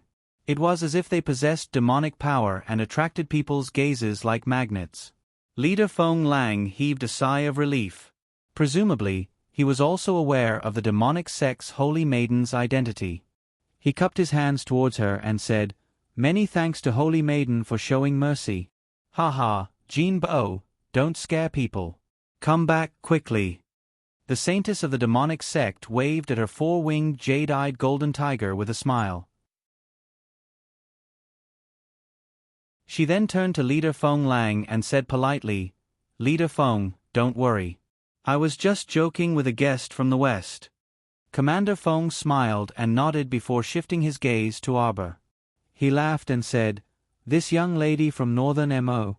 The guests from Northern Wei and Southern Bailey have actually arrived 3 days ago. Come, let me introduce everyone." With that, he hurriedly stepped aside, revealing the 8 people from Northern Wei and Southern Bailey. "Everyone, this one is Wei Nanshu." The young master who spoke was the first to walk out of the crowd. He cupped his hands towards Arbor and the others, and his eyes flickered as he said, "This must be Northern Prince Mo's consort." Arbor nodded indifferently. "This one is Jean Hongwan from Jean Family Castle." The young girl cupped her hands in greeting.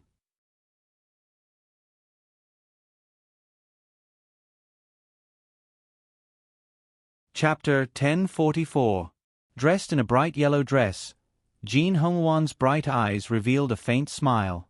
The Jin clan fort was the most famous fort in Northern Wei, and there were countless experts in the fort.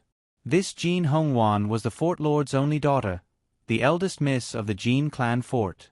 Bailey Wu greets everyone. Consort Prince Amo, nice to meet you. Please take care of me in the future. The youth named Bailey Wu hopped forward with a grin, his round baby face full of smiles.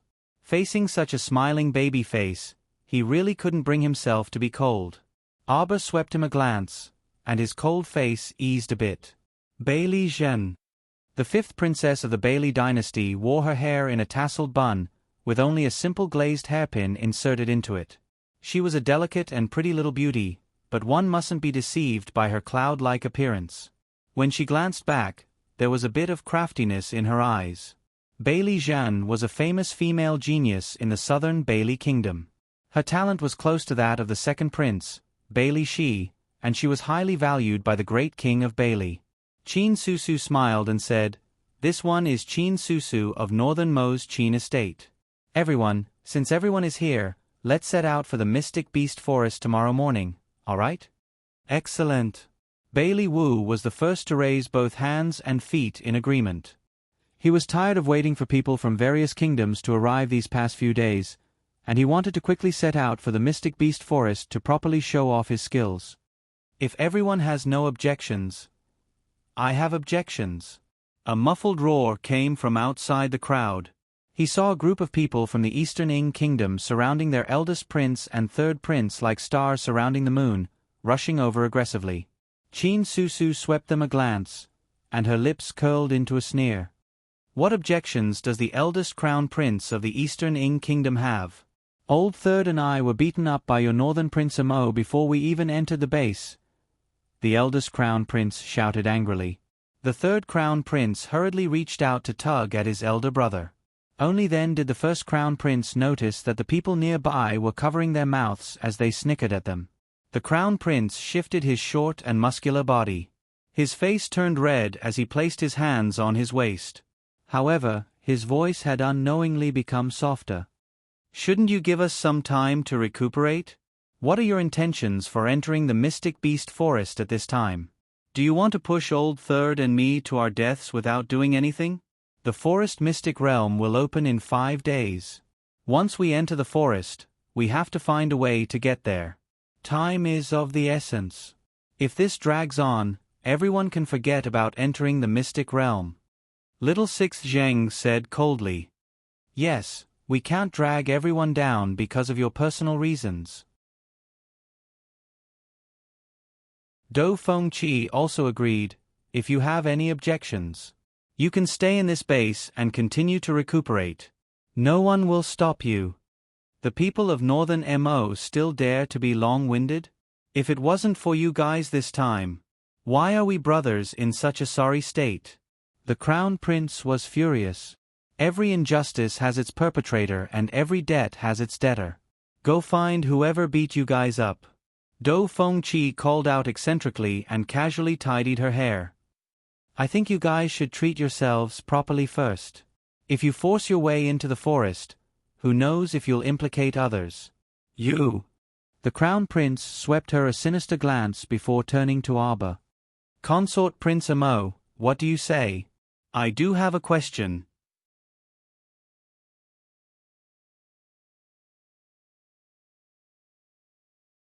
Chapter 1045. Are the two of you sure you want to follow them into the Mystic Beast Forest secret realm? Arba swept a glance at the Eastern Ing Kingdom's Crown Prince and Third Crown Prince. "I heard that if someone who has reached the age of 20 tries to force their way into the Mystic Beast Forest secret realm, they will be obliterated at the entrance." The eldest Crown Prince's face darkened. "Everyone knows what you just said. What kind of question is this?" Arba looked curiously at the two crown princes of the Eastern Ing Kingdom. "You two are already in your 40s, yet you still want to follow a group of youths into the Mystic Beast Forest secret realm. Do you want to court death? You're the one in your 40s. The Eastern Ing Kingdom's eldest crown prince stomped his feet in anger and reprimanded, "Consort Prince Amo, you're truly too rude. This crown prince is 19 this year and has yet to reach 20. My name is Ing Jian of the Eastern Ing Kingdom. The instant the young crown princess spoke, Lightning and the others couldn't resist sniggering behind them. As expected. After the conversation between the crown princess and the Eastern Ing Kingdom's eldest crown prince, everyone present couldn't help but laugh. Indeed, the two crown princes of the Eastern Ing Kingdom appeared rather old. Because the people of the Eastern Ing Kingdom had always lived on an island, the environment was closed and vile, and the food they ate was very monotonous. It was said that the average height of the men of the Eastern Ing Kingdom was about the same as that of the women of Northern Mo. The young crown princess words pricked their hearts, causing the faces of the two crown princes of the Eastern Ing Kingdom to darken. They wished for nothing more than to send this young crown princess flying with a single slap. Oh, then I was worrying too much. The young crown princess admitted her mistake and nodded sincerely. Apologies. Looking at your faces, I thought you were all in your 40s, so I wanted to remind you. Enough. The Eastern Ing Kingdom's eldest crown prince roared at her. Consort Prince Mo, don't randomly change the topic. Oh, then since no one has any objections, let's meet tomorrow at dawn. Tomorrow morning, we will gather here and head to the Mystic Beast Forest. Abba nodded to himself, turned around, and trotted away. Everyone was speechless. What the Eastern Ing Kingdom's crown prince said before, the little crown princess didn't listen at all. She directly hammered down the plan and even fixed the time. What else was there to say?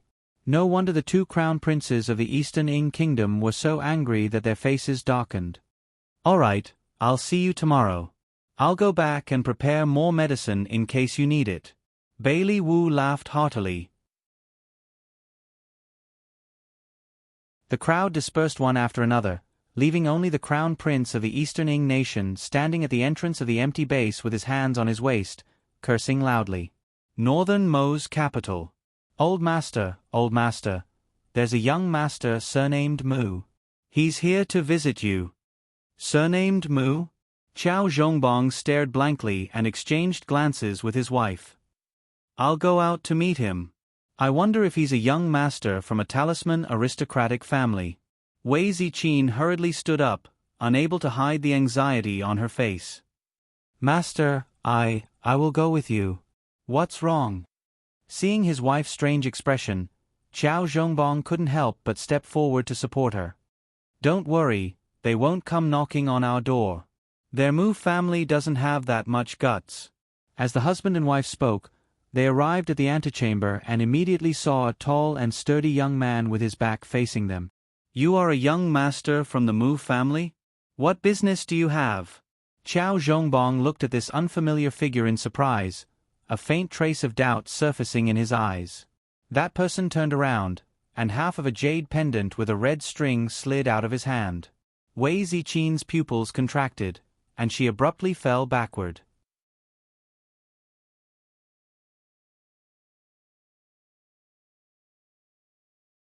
Chapter 1046. Your Highness. Just now, that seventh Master Mu from the Divine Province went to the Marquis of Jiyuan's estate to pay a visit to the Marquis and Madame. Huifeng's soft voice interrupted Emolien's train of thought. His wrist paused, and the words under his pen were slightly crooked by half an inch. He pursed his lips and didn't speak for a long time. After finishing the letter in his hand and sealing it, he asked, "What is it?" This subordinate didn't find out the specifics. We only found out that 7th Master Mu stayed in the Marquis of Jiyuan's estate for less than an hour before he left in a hurry. There weren't any issues. It was the Marquis who personally saw that 7th Master Mu out. Emolien creased her brows. She also couldn't understand why Mu Jingrue from the upper 3 provinces was looking for Jojo's parents. Have the arrangements for Peace Town been completed? Everything has been prepared. Your Highness, shall we hurry over tonight? The brush in Emolien's hand snapped with a crack. We don't want to leave a single one of them alive. Yes. At this time, outside Bailon City, inside an abandoned inn in a shabby town. Faint, muffled coughs could be heard from a dark side room. The candlelight flickered, and Cho San lit a small, dim yellow lamp in the room. He hastily walked to the bed and said, "Sir, bad news." "Not good. Black Cat and Lady Zhang both died in the pacification pagoda. This subordinate found out after much difficulty. He was actually ordered by the Great King to whip her corpse for 3 days and nights. The Great King is truly ruthless. In any case, a night as husband and wife means endless devotion for the rest of your life.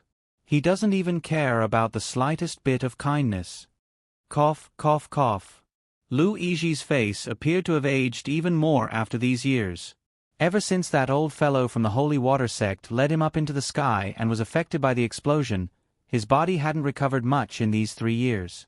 Especially when he had to hide from Northern Prince Mo, he couldn't eat or sleep well. Sometimes, when he was in the middle of cultivating, he would have to immediately move out and find a new place to live when the wind blew. Don't worry about that. Lu Yiji's eyes were powerless, and his grizzled hair drooped messily on his face. His back was hunched, and he coughed repeatedly with a handkerchief covering his mouth. Then, he continued, I asked you to find someone to pull strings. How is the contact for the ship leaving Northern Mo coming along? The ship has been contacted, but this subordinate is worried that when we reach the docks, we will encounter the Northern Mo soldiers' investigation of our identities. At that time, cough, cough, cough. A cold glint flashed through Lu Yiji's eyes. Whoever dares to stop us from boarding the ship, we'll kill them first. That despicable Northern Prince Mo had been chasing after the people of Shuntian Prefecture all these years, looking as if he would not stop until he had killed them all. He was simply ruthless.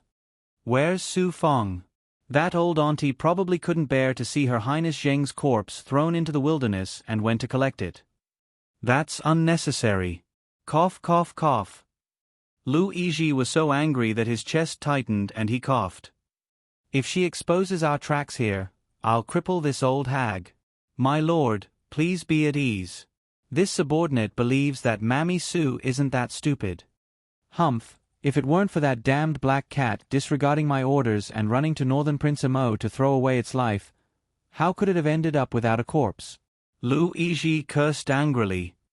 Idiots. They're all idiots. I already said to bide my time and wait for the limelight to blow over. None of the 3 brothers are of any use. My lord, please be at ease. There are still more than 100 people following my lord, and escorting my lord onto the ship is absolutely no problem. Cho-san helped Lu Yiji lie down. Unfortunately, in less than 3 seconds, an explosion reverberated throughout Ping and town.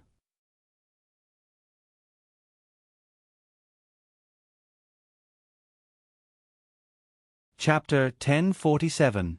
With a stooped back, Lu Yiji anxiously sat up and abruptly grabbed Cho-san's arm. What's that sound? Sir, I'll go out and take a look. Cho-san hastily hid at the door in a flash. Through the thin window lattice, he could only see red flames soaring into the sky. He could vaguely make out many people running back and forth in the town. Their hoarse roars were mixed with the creaking sound of the flames roasting the wooden window lattice.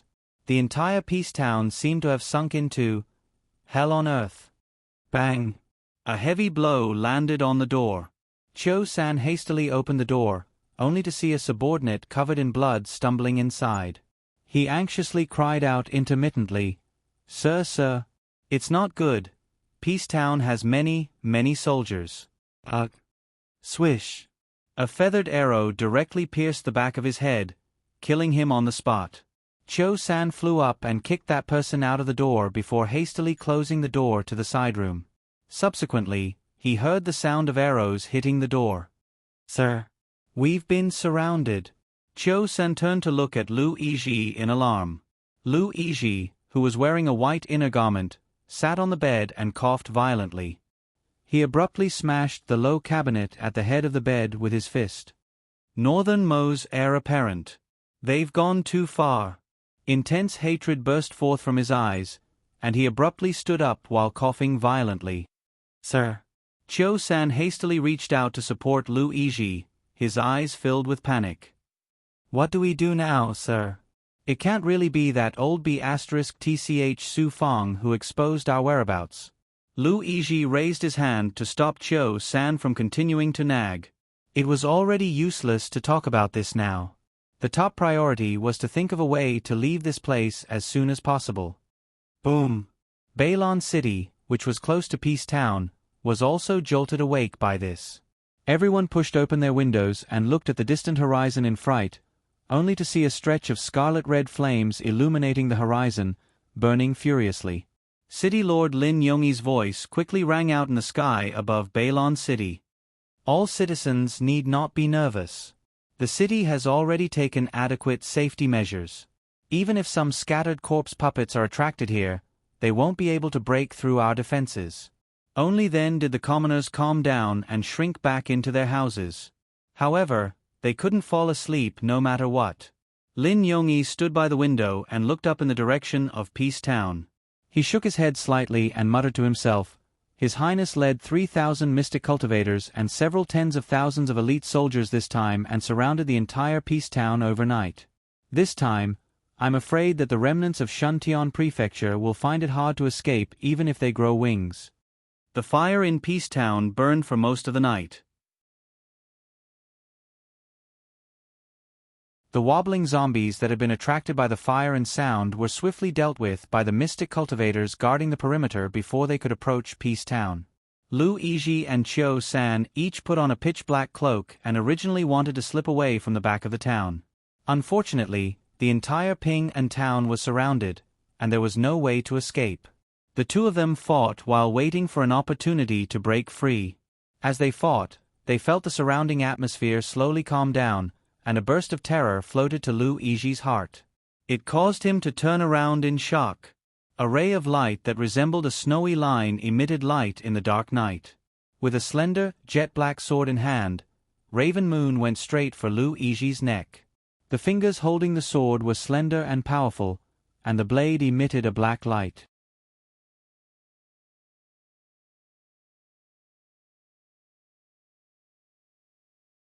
Chapter 1048. Lu Yizhi's outer robe was instantly torn apart by the sword qi. With a ripping sound, a thin white undergarment was revealed, fluttering loudly in the boundless night. Cough, cough, cough. Lu Yizhi's breathing was rather disorderly as he coughed several times, and his old eyes shot a venomous glint at the Crown Prince. "Northern Prince Mo, you're a good one. You dare to exterminate our Shuntian Prefecture's people. Aren't you afraid of bringing an undeserved calamity to your northern moi?" What answered him was Prince Mo's sword light, which abruptly struck his shoulder. However, Lu Yizhi was already on guard, and the tip of this sword only struck the defensive barrier. Yet this seemingly indifferent strike abruptly shattered the defensive barrier on Lu Yizhi's body.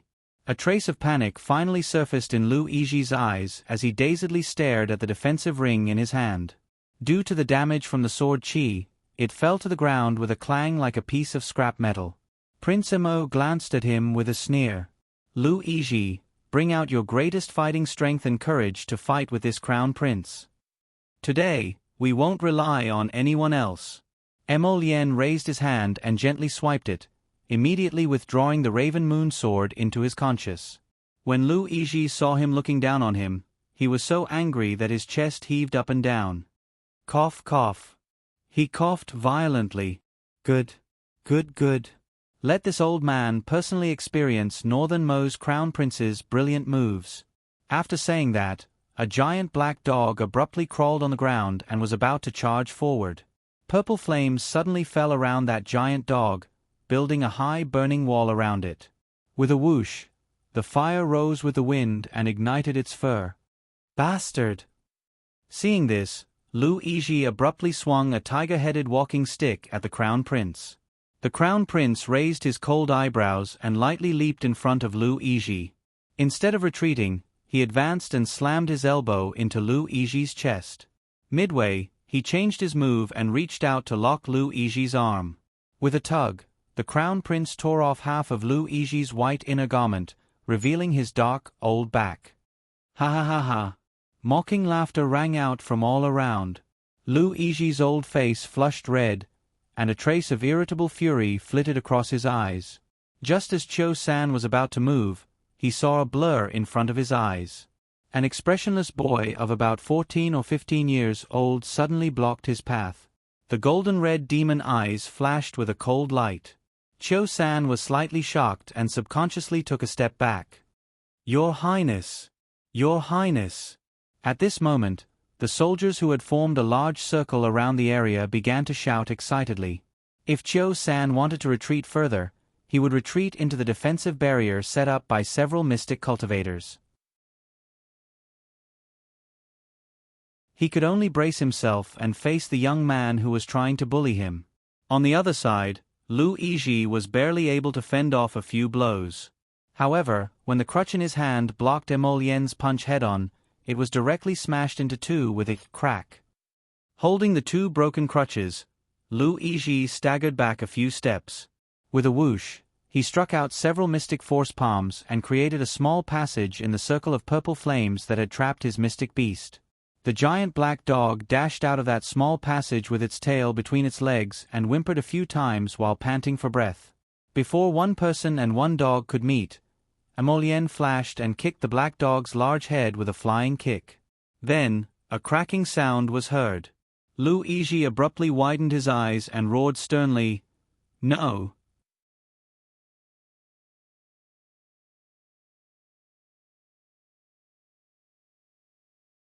Chapter 1049. He was completely unable to comprehend how a level 12 mystic beast like him could die from Prince Mo's kick just like that. How easy was it to kill him? Unable to react in time, Lu Yizhi spat out a mouthful of blood in a split second. The backlash from the death of a mystic beast to its master immediately caused him to fall limp to the ground, and his limbs twitched reflexively. In a flash, Emolien pressed forward and reached out her lustrous, jade-white fingers, abruptly grabbing the back of Lu Yizhi's collar. "I'm going to kill you!" Lu Yizhi roared madly with a trace of blood hanging from the corner of his mouth. He abruptly separated his old palms and ruthlessly smashed them toward the Crown Prince's chest. "You overestimate yourself," the Crown Prince murmured softly. A layer of spirit armor instantly climbed up his slender limbs until it rapidly wrapped around his entire body. The black spirit armor wrapped around his slender, jade bamboo-like body looked exceptionally beautiful. However, Lu Yizhi felt a chill in his heart, and he spat out another mouthful of blood in fright. Spirit armor. Full-body spirit armor. Who exactly was this person?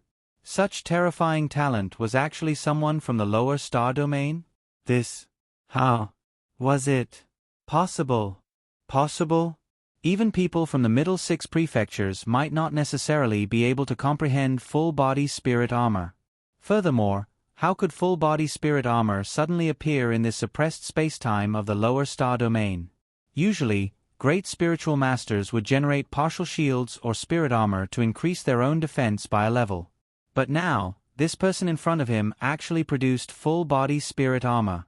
Lu Yizhi's palm struck the Crown Prince's body, which was wrapped in full-body spirit armor, and a crisp crack was heard. Lu Yizhi's arms were devoured by the rebound force of the spirit armor's protection, and his old arms instantly fractured. His chest also swelled from the rebound force, and he repeatedly spat out mouthfuls of blood. After spitting it out, he rapidly wilted and completely lost the ability to fight. Feeling that the mystic energy in his mystic meridians had already been exhausted, Lu Yizhi powerlessly drooped his head and panted heavily like a dead dog waiting to be slaughtered. Northern Prince Mo. Void Sword. Devour the heavens and devour the sun. Fearless. When the many elite soldiers and guards in the surroundings saw that His Highness was so valiant and subdued a level 15 mystic cultivator in a few moves, they immediately cheered. "Your Highness! Your Highness! Your Highness!" The sound traveled to the nearby Bailon city. The people of the entire Bailon city, who hadn't dared to sleep to begin with, were completely roused awake by this sound. Prince Mo raised his hand and stopped the excited shouts. His cold voice filled the night sky. "My brothers of the Northern Mo Kingdom! My loved ones! The people of the 6 prefectures humiliated my homeland, trampling on the soil of the Northern Mo Kingdom. You slaughtered my wife and children and killed my brothers. How should we fight back? Kill, kill, kill. For for His Highness the Crown Prince. Kill all these bitches. Kill. Kill. Kill. Seething roars continuously spread across this land and reverberated in the air for a long time, shocking everyone. Northern Prince Emo slightly exerted force on the back of Lu Iji's neck, and with a crisp crack, Lu Iji howled miserably, feeling that his neck was about to be crushed by this terrifying crown prince.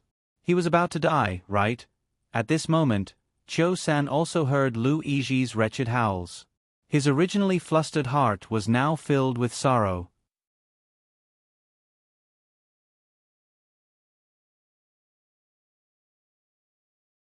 Chapter 1050.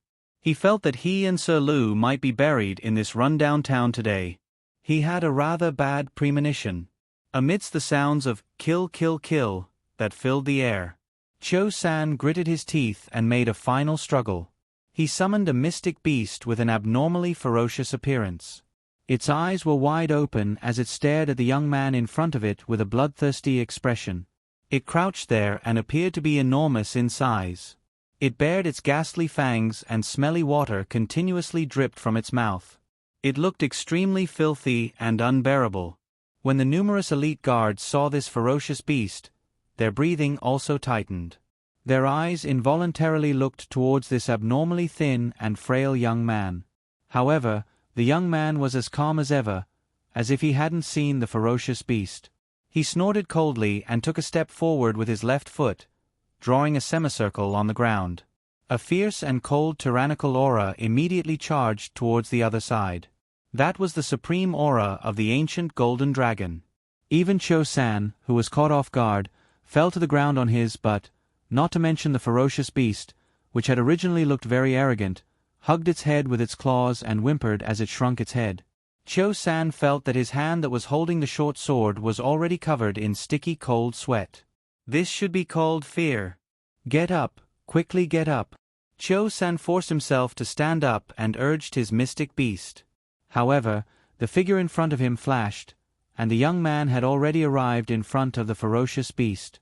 The ferocious beast simply couldn't summon any thoughts of resistance. It hugged its head and lay on the ground, devoutly waiting for death to descend. Ah! Cho-san madly ran towards the young man, ruthlessly smashing mystic energy in his hands over and over again. However, in the end, he only fell to the ground in a sorry state. He stared blankly as the young man expressionlessly killed his mystic beast like the god of death had descended. This was a ferocious beast that he had painstakingly found in the mystic beast forest. Now, it was killed effortlessly like tofu.